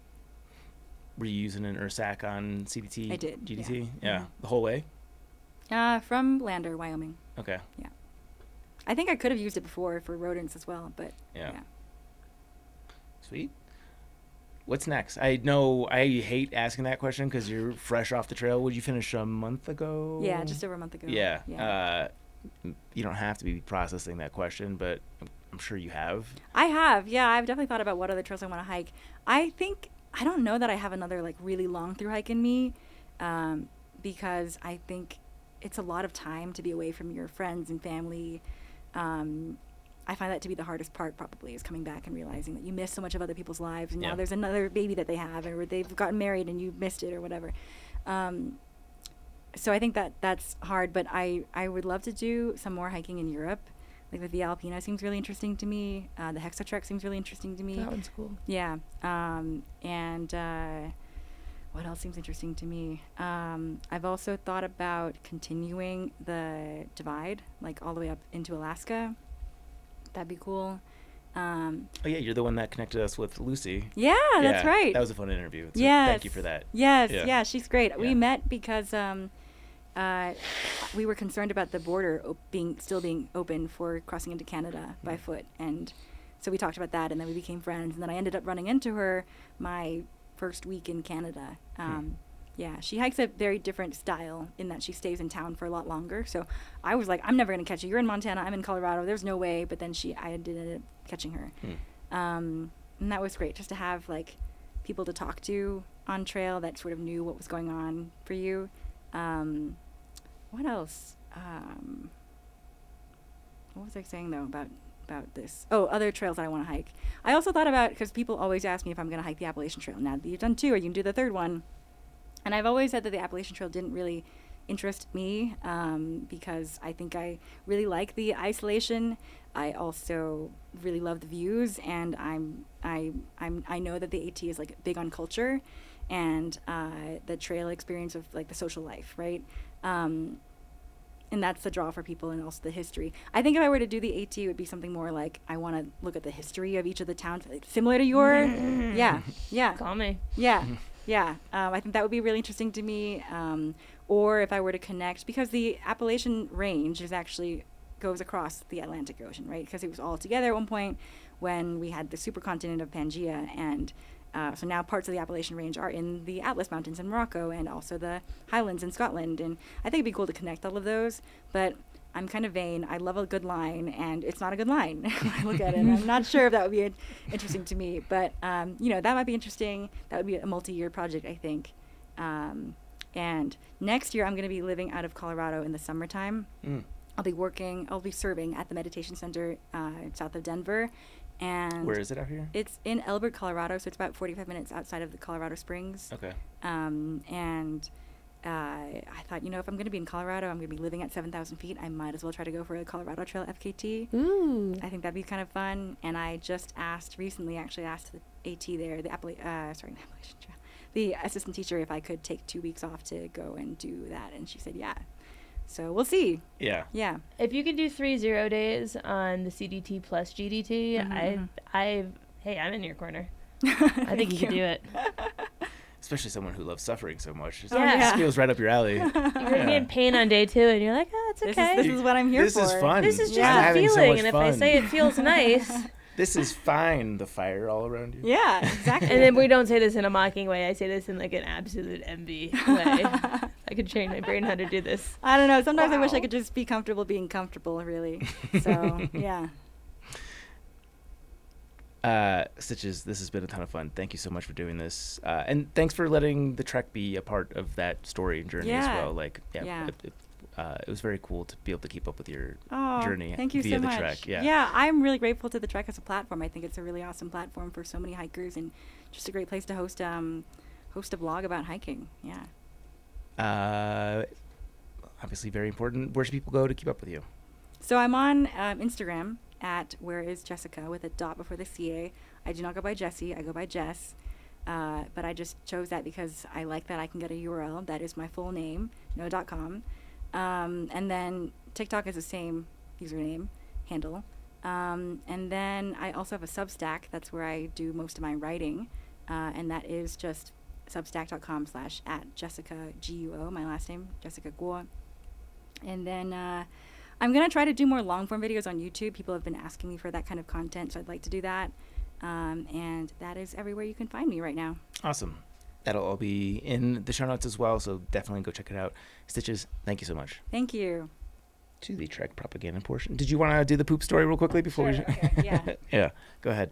So one story that I want to add a correction to was, so I was hiking with Slide, who is doing the Border to Border Calendar Year Triple Crown this year. He's currently as of today, he's in Georgia, I think, and hiking down towards Alabama, finishing the last bit to Florida. But we hiked together for 2 weeks in the San Juans, and my 5th day hiking with him, I think he got really sick. He was just like, we think he had norovirus. He was having diarrhea all the time. And I remember that day we hiked only 6 or 8 miles or something and camped by 6 p.m. to try to give him a chance at recovering overnight. And he woke up at 4 a.m. He was like, fuck. And I said, what happened? Because I woke up, of course, too. And then he was like, I shit my pants. And I was like, oh no. So he's like, he got up, he was like in the snow. He was feverish too overnight, and he was in the snow, like cleaning things. And I was thinking, do I go help him? Like, is that going to be embarrassing for him, or is that going to be helpful because he's actually really sick? And I ended up not offering because I thought it might be embarrassing. But then in the video, because I was making a video for every day of my hike, and I didn't want to out him like that, so I just said, very casually, I said, Slide did not improve overnight. That's how I talked about him shitting his pants. And he watched it, and he was like, you didn't say that I shit my pants? And I said, well, that's for you to say. That's not my story to tell. But now I have his permission. Yeah. I know him better now, and he's like, yeah, you can say that Yeah. on this podcast. So let the world know. Slide Let the world shit know. his pants. Yeah. Slide slid one out. Did you shit your pants? No, fortunately or unfortunately, that would have been a good story. Yeah. Did I hear you telling Jess before we hit record that you accidentally dug up someone else's Yes, shit? I did. Yeah. It was my hiking That's a partner. shit It was story. fresh, too. Yeah. Oh, The way jeez. that worked was we were on this fire detour at the time in Washington, and we had camped near this gravel road, so it's not very easy to find a place to dig a cat hole in the morning as a result. There's only like one tree that you could dig a cat hole around.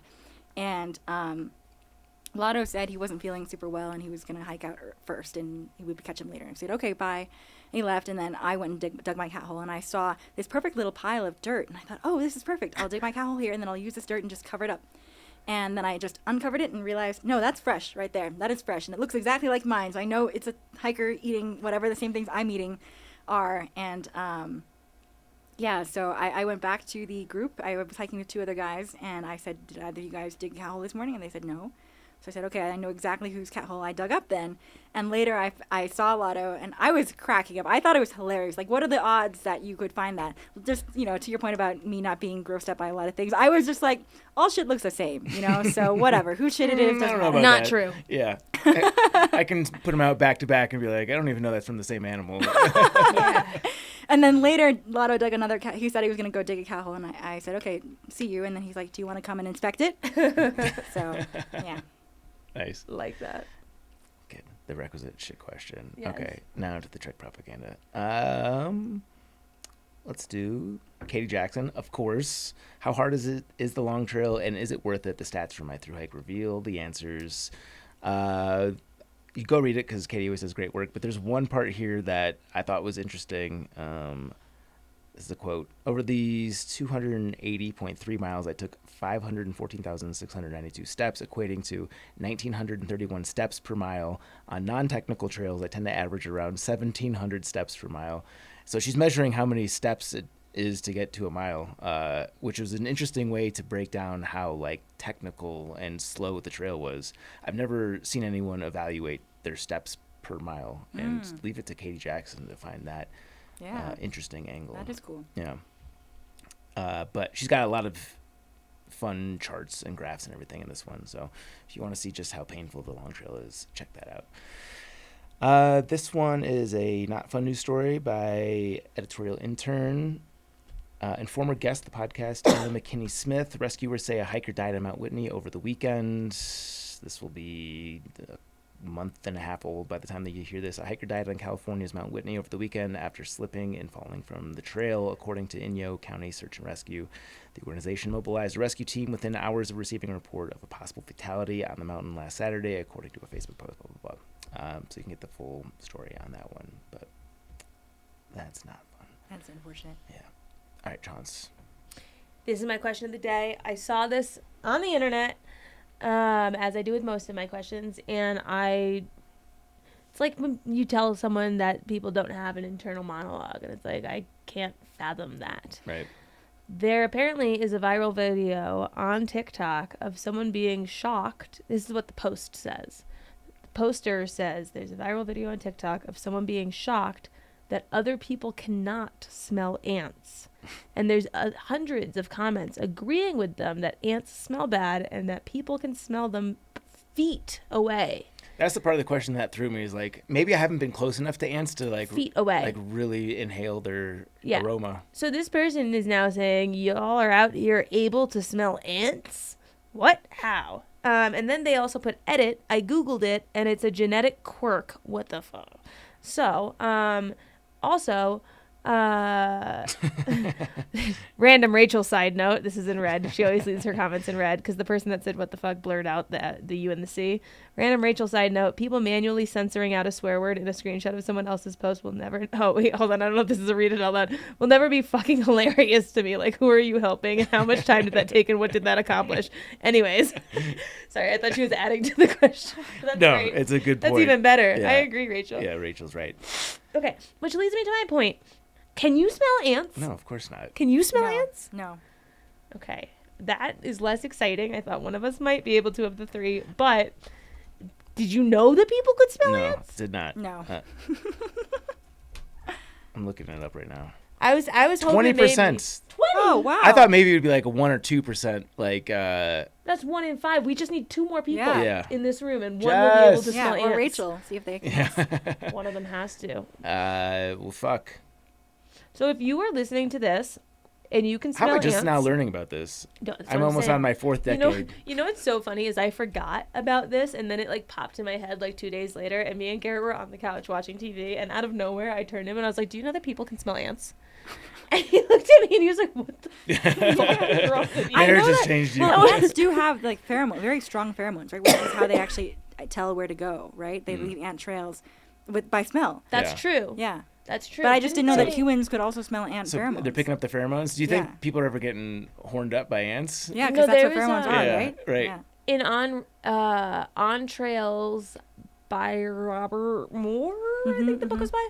He talks about ants in a chapter and how like you could draw a circle and like they'll just follow each other's scents in the circle and then just like it's like a circle of death because they'll never stop circling. Yeah, right. So that I guess makes just sense. A chemical signal. Yeah. How good does your nose have to be?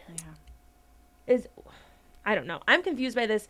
I need someone who can smell ants to write in podcast@thetrek.co or put it in a 5-star review or send us a voicemail. I don't really care how you get it to us. Let us know about this. I've got so many questions and so few answers. And describe the scent. Yeah, what like everything. Give us as much info as you possibly can fit in. Yeah. Well, also, how would they know that they're smelling ants? Like, at one point, did they realize, oh, the smell that I'm smelling is these ants, you know? Such a good question. Yeah. They like pick it up and bring it close. Yeah. Sniff Exactly, it better. right? I wonder if like red ants smell better than the black ones. Yeah. Another good question. Yeah. Are bigger ants stinkier than smaller ants? Yeah. Oh, yeah. True. Like the queen is especially desirable. Well, some ants don't shower, you know? Do they smell worse when they're carrying something that is significantly larger and heavier than they are? Because they perspirate more? Yeah. Maybe. Asking the important Do questions. ants get BL? So these are the for things sure. that I need to know For the sure, answer to. Yeah. If anyone knows. I'm debating not doing this just because I can feel my energy fading, but we're going to do it. Thing of the week, because if I don't mention it on this podcast, I probably never will. But I was supposed to do an interview with Miranda Webster of Miranda Goes Outside, former REI personality. And I had a work conference on Monday. Sunday night, Jenna's out with her friends. I text her. I'm like, I think you have to come home because I have to go to urgent care. She's like, why? And I texted her a photo of my elbow. She's like, I'm on my way right now. My elbow, it looks like there's a golf ball. Like when my arm's straight, it looks like there's a golf ball just in my elbow. I noticed it because I was driving Leo somewhere and like I just noticed like leaning on my arm really hurt all of a sudden. And then I looked down and it was like literally a golf ball inside my elbow. Do you figure out what it was? So urgent care, just incredibly infected. They get me antibiotics, but they do. I assume this is a normal thing with infections that they like draw a line around the infection line, and they're if it goes beyond this, you have to go to ER immediately. So at that point, I have a flight like 10 hours from being at the urgent care, knowing that I'm a very small action away from having to go to ER. I'm like, I have to fucking call this work trip. And then I'm glad that I did because 14 hours later, it's like twice the radius of where they had drawn the thing. So I'm now in the ER. I'm chat GPTing everything. It's like, yeah, they're going to have to run IV antibiotics and you're probably going to be there for anywhere from 2 to 5 days. Wow. Yeah, because they can't just like give you the IV antibiotics. Were you there for 2 to 5 days? Well, so the ER doc is like, they gave you the right advice and you did the right thing. You should come in. But he's like, based on the fact that the only symptoms are like pain, swelling, and redness is growing, but like you don't have a fever or chills or anything like that. He's like, I would just wait a little bit longer to see if the oral antibiotics end up doing their thing. They did. I mean, it's still a little bit fucked up. Like it's still sore to lean on now, but it's not swollen. I also make it worse by you're not supposed to exercise, and I keep exercising. Oh, yeah. Stop exercising. Yeah. You need an excuse to get on the couch? Really? How do you get staff? I need to get comfortable being comfortable. So apparently, like, staph accounts for the majority of infections. And what the doctor was explaining to me is, like, the bad staph infection that people are commonly aware of is actually MRSA, which is the one that's, like, antibiotic resistant or, like, resistant to the popular antibiotics. I don't know what the fuck I'm talking about. I'm just trying to regurgitate what the doctor told me. But, yeah, it got, like, very infected. And what I had just known about staph was kind of terrifying. Like, it can get real bad real quickly. And I guess I was in the ER. But yeah, not an exciting end. I just took antibiotics and I think it's better now, but I didn't get to do an interview because of it. Yes, no Miranda for you guys. Yeah. The listener, but Zach's got to keep his arm. Yeah. And that's good because that's where he has his Leo tattoo. You know, Rooster's a paramedic, and he was telling me this story. He sends me voice memos when I'm on trail, and it's nice to, it's like a personal podcast. And one that he told me was a story that he had about a person who had gotten a call at night saying, like, I can't move my arm anymore. I can't move my body anymore. I don't know what's going on. Like, my vision's going. And they were trying to figure out what was going on with him. And it turns out that he slept on his arm for too long. And for some reason, usually you get off your arm if your arm is asleep. But yeah, he slept on his arm for too long, and the arm died. What? Yeah, the arm died, and so like when a body part dies and all the toxic stuff gets back into the body and then everything else starts shutting down also. So they had to amputate the arm. What? Whoa. Because he slept on it for too long? Yeah, I know, new thing to be scared about. Everybody. No, that's so scary because I wake up and my hands sometimes are so asleep because I've slept on them for so long. So I know there's a thing called, I believe it's Saturday night palsy. Because Okay. it happens so often when people drink too much that they just yeah. sleep on their arm and like they don't Yeah. wake up because they're so blackout drunk Yep. that like your arm will stay numb for several hours. I know this because I had a friend who did exactly this on a camping trip, and his arm was like he couldn't use his hand for a day afterward. Which was extra funny because we were sitting around in the morning drinking coffee, and he asked for a coffee, and Jenna handed him a cup, and he reached with the dead arm and immediately just dumped it all over his chest. So not only you met my buddy Alex, not only did he have a numb arm, but he had like severe burns on his chest. Oh no! But yeah, I didn't know about your arm actually dying. That is Yeah. crazy. That's so Holy scary. shit! Yeah, that is scary. Don't ever leave the couch, guys. This is not an inspirational podcast. Or This go is to sleep on the couch. Yeah, apparently. just let us live vicariously through others' journeys and failures. Yeah, I should just follow some trick blogs. Exactly. That's how you Exactly. Yeah, Okay, I think this is another Chaunce creation. it is. This is the Triple Crown of peanut butter combos. Yep. Self-explanatory, really. Yeah. I'll go first. Peanut butter, honey, toast. Oh, you're doing multiple ingredients. Once again, we're not on the same page. What do you think combos mean? I just was assuming like a pairing. Okay. Peanut butter and honey. Well, I mean that your On answer's toast. fine. Listen, I'm not debating the validity of your answer. I mean, you can't say PB and J because that's also on bread. It's too obvious. No, you can say that, but I'm You saying can. but I'm saying that that's also on bread. You're not Oh, just okay. shoveling peanut butter and Oh, jelly okay, into okay. your mouth straight. Well, some people are on the I little do. tubes. I definitely do that. Okay, By the forgive way. me for assuming. My assumption with mine are that like there's a bread combo that the bread doesn't count. Sure. If like you're pairing like a PB and J with a bread, like your combo is the PB and J, the bread is just the vessel For in sure. which you serve Yeah. it to yourself. Right. So if I said I like wheat thins and peanut butter on trail, like a sweet stupid peanut butter on wheat thin, but would that be That'd be a combo. You're Okay. comboing peanut Oreos butter and and peanut wheat butter? thins. Slide ate a lot of Like Oreos the and bread, peanut the butter. toast isn't part of my combo. Okay. My combo is peanut butter and honey, Yeah. but I think it's best on toast. Okay. What I like yeah. about the Oreo peanut butter combo is you get a little bit of that sweetness that you would get with jam or jelly with the peanut butter, and then you get it sweet and savory. Did you say Oreo? Very Yeah. very fuck yeah. Parent Trap of you. Yeah. Damn. How is that not on my list? Yeah. Yeah. What are watch you the doing with Parent your Trap. life, Zach? Yeah. Well, I love both of those ingredients very much in isolation. Okay. I mean, I have to take jelly. Yeah. I've done do you know the difference between, or what's the difference between jam and jelly? Oh yes. I've looked this up. One is fuck. I don't remember how to explain Does it. jelly But I know not there's a have the difference. thingies in like the fruit Jam inside has of the it? fruit bits. Jam is like a mash? jam is better. Jam's the good Jam is one. better. Jelly's the Jelly's other Let one. me artificial. say, I'm not. When I say this, I'm One's a not preserve? addressing either of you. I'm addressing. I'm gonna pretend like Jabba's in the room. The difference between jam and jelly, Jabba, is that I can't jelly my dick up your ass. Why wouldn't you address? Why are we trying to be realistic about it? I don't know why. I just don't get why you wouldn't just insult me straight up. Okay. Yeah, but jelly and yes, on bread, obviously. But no, I do. So when I make the kids peanut butter and jelly, I usually Jam sneak your off dick of. up there. Yeah, I do. A little bit, yeah.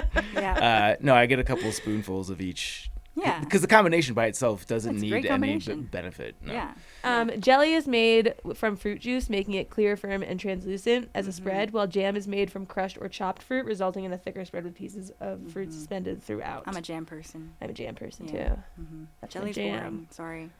Just doesn't sound as good. During COVID, I once ran a workshop because it was virtual, and we stopped for a snack break, and then I just grabbed whatever fast snack I could grab, which was almond butter and an orange. And we came back, and then my co-facilitator was like, "Let's everybody talk about what snack you grabbed." And then she asked me, and I was like, I grabbed almond butter and an orange. And everybody's like, together?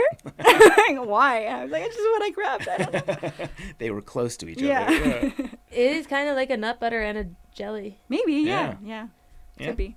All right, Zach, you get round two. I'm gonna go with again a couple of just low hanging fruits here. Chocolate. like a Reese's peanut butter cup. Yeah. I'm now getting to the point where like the actual Reese's peanut butter cup is not good. It's just way too sugary. We're in Halloween season. I know, time traveling for the podcast. But like, yeah, the Reese's peanut butter cup is just borderline unenjoyable for me at this point. I need like the Whole Foods version of the peanut butter cup, like the lower sugar, the little bit darker chocolate. But yeah, that still slaps. Okay. I feel like peanut butter goes really great on any kind of nut butter goes really great on where you maybe put syrup, you put peanut butter instead, like on a waffle or on a pancake. Sure. Ooh. Yeah, great Love stuff. that. Is your combo peanut butter and syrup and your base, like your bready base, the waffle pancake, or is your combo peanut butter and waffle or pancake? Peanut butter and waffle or pancake. Okay. Don't I feel like even that's need the something you syrup. order at Snooze. Yeah. Peanut butter pancake creation. My next one is banana. Peanut butter and banana Oh, so good. always goes great together. And my That was my college cheap snack. yeah. Yeah. That is a good one. That's great. And I can share it with Harper. And then my next one is very similar, same but different. Peanut butter and apple. That's a good one. Apple Very slice and peanut classic. butter. Yeah. Yum. I feel like we're getting close to the end of the list here. Well, I guess Yeah. Stitches is going to Yeah, you got one wow more. us with your creativity. Oh, didn't I already say some? Yeah, you got get one 3. more. Oh, I have one more. Oh, wow. I like peanut butter and yogurt. What? Yeah. Yeah. And sprinkle some stuff on. Yeah. I don't think Like I've ever done plain, that. plain yogurt Yeah. and some nut butter and some cereal. Great combo. Huh. Yeah. Peanut butter smoothie. That's true. Yeah, That's a good one. Yeah, that's. I feel like peanut butter makes every smoothie. Mm-hmm. Last one. Yeah, last one. I'm gonna go with. This is a reference to the link that I sent you, but ladies, What was the link you sent me? it's from Talladega Nights, Oh. where yes. John C. Reilly's character, I forget his name, Cam maybe, but he's like, we go together like peanut butter. He's trying to come up with examples of like things that are common together, like peanut butter and ladies. Yeah, I like that being what we end with. Yeah. Peanut So that's butter mine. ladies. Good. We don't need to do honorable mentions. What's next? Oh, we have a voicemail. Yes, we do. I don't have the equipment set up for that. We'll do that Next for the next time. episode. Mailbag. Mailbag, quick note. Listening to the TMB episode, I did it a few years ago. I used the Kev Reynolds guidebook, which details the entire route. I also used a self-guided company to arrange lodging with dinners and breakfast. I stayed in refugios most of the time. All but one was fantastic. It puts you with the TMB culture. Except for air travel, we paid around $2,400. There is no currency symbol, so leave that to guess what currency. It was 10 days with a rest day in Cormier. Come here. On that day, we took the tram up near the top of Mont Blanc and did some hiking around. Yes, I was 60 at the time and had no trouble with the walks daily. Tom. Thanks, Tom. That's good to know. I was busy texting Rachel about the voicemail. Is this a critique on something I did wrong? I've been getting a lot of that. No, he was just saying that he did the TMB. Oh. But What did you do wrong? way to make it about you. That many Well, people no, said it's you just did something this wrong? is just consistent with the feedback having. People, the fact that I did it self-guided is like not hiker trash style. Obviously, I did Oh. like the hotel stay thing. But you can hike your own hike if you want to do. That's a hike that you can do self-guided. Why Yeah. not? Do you know the commenters? The Instagram, the YouTube commenters? Come on, that's you've true. dabbled. I know. I know what they're like. You could do if you could do wrong, you did wrong. Yeah. But I'm not bitter.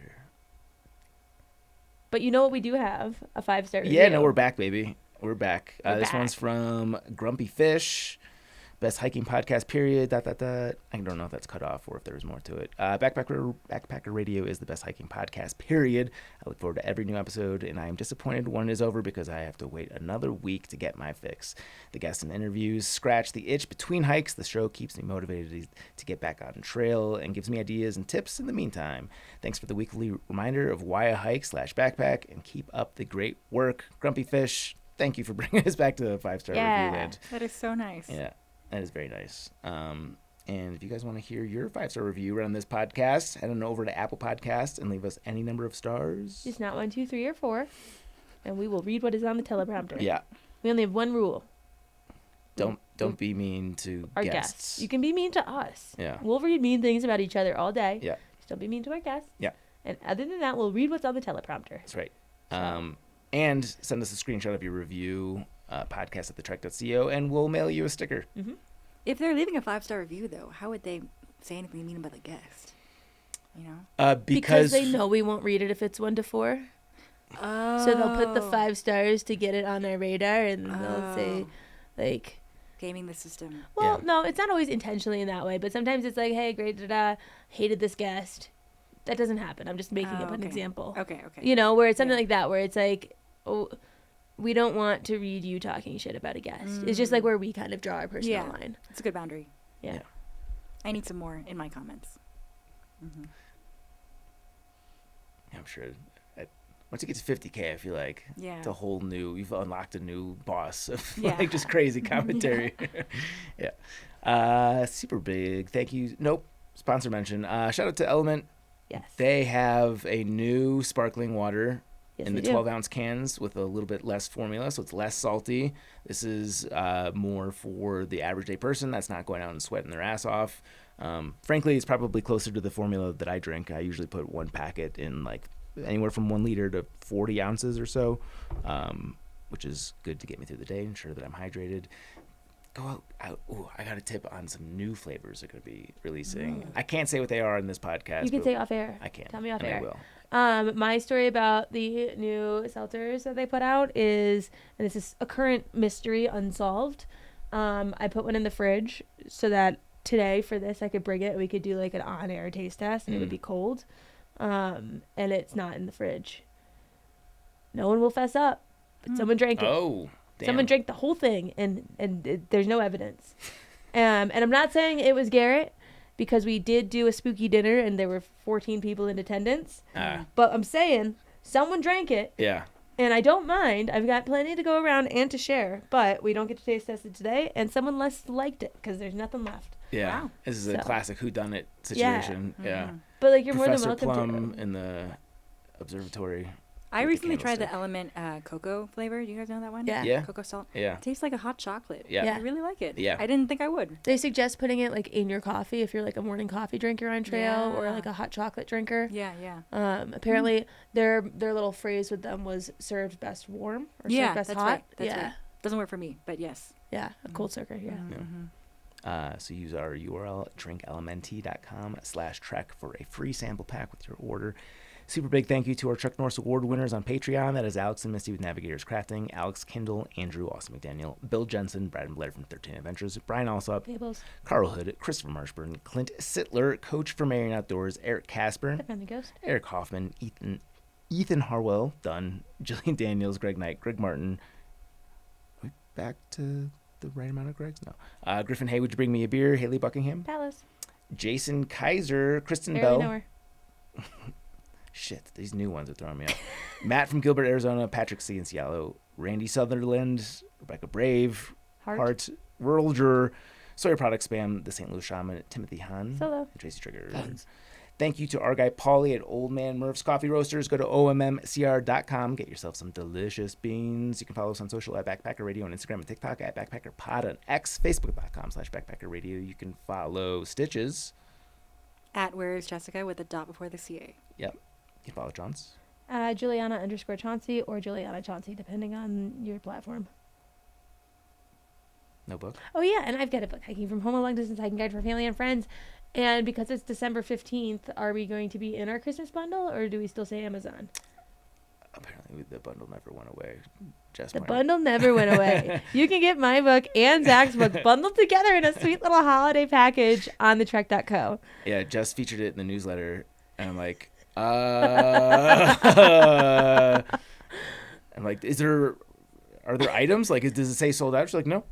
So apparently it's just been on the store for the entire time. Well, we were selling so many of them, we didn't even notice. But I did boost the discount to be like more of a holiday special thing. So yeah, go and get them. Trek.co. Yeah. You know that place. Appalachian Trails, Pacific Crest Trails, Chaunce's read them. Subscribe and follow us on Apple Podcasts, Spotify, or wherever you listen to podcasts. Follow us on YouTube. Hi, Internet. Yeah, we didn't get a scar visual today, but Scar? My Stitches scar. Oh, Stitches scar. yeah, You can actually get 2 because I got my knee as well. The 2 scars. nice. Is the calf more impressive? The calf is probably more impressive, but it's hard to see it. And also, it's kind of gone away. How do I do this? See that? Oh, that is a that's good scar. one. Yeah, that's Well, the- It's like a little bit of Semicircle. a smiley face too. yeah, it's And a the peak. knee. and then this Nice. is the knee. Huh. Damn. They actually look better than I would think. Well, it's been a while now. Yeah, I know. I mean, the body heals, but Yeah. When initially it was like a purple Yeah. jagged. Yeah. Yeah. I also feel like that's cooler than a tattoo. Oh Like, yeah. that's a People story. ask, do you want to get a PCT tattoo? I said I already have one. Yeah. Yeah. you should Yeah. take the semicircle one and you should put like a little, like a single needle tattoo of like the southern terminus on one side of the Oh, I squiggle love and the that. northern terminus on Yeah, the like other. this is my line. Yeah. So that's the yeah. trail. Well, I signed my name on trail with my scar, and I put 6 stitches on it. Ooh. Yeah. She's just taking her like open scar and slapping it into the guest Yeah, books. that's right. It's a stamp, actually. Yeah. Because people otherwise think that I sew things, which I also sew things because I rip things, but Yeah. it's Like, not including your that. body. Including my body. I ripped my body as well. Yeah, yeah. You Yeah. could tattoo the full smiley face onto. You've got the. Yeah, I could. yeah, Yeah. yeah. That'd be yeah, fun. Yeah, yeah. Chaunce will do it Somebody for you. asked me if I was, because I told my name to somebody once, and they were like, "Oh, are you?" You know, there's another girl out there who gave herself stitches on trail this year, and I was like, "Really?" Because I think I'm the only one. And he was like, "Yeah, it was like just out the Big Bear, and she was Australian, and she was with this guy." And I'm like, "Oh no, that's me. I wasn't giving myself stitches. I was taking them out, and I'm not Australian, but Rooster is Australian." Some and of the it's funny details how, got stirred The up. trail yeah, lore. yeah. That's funny. Yeah. Good. That's it for today's show. Thank you so much for listening, and happy hiking. Bye.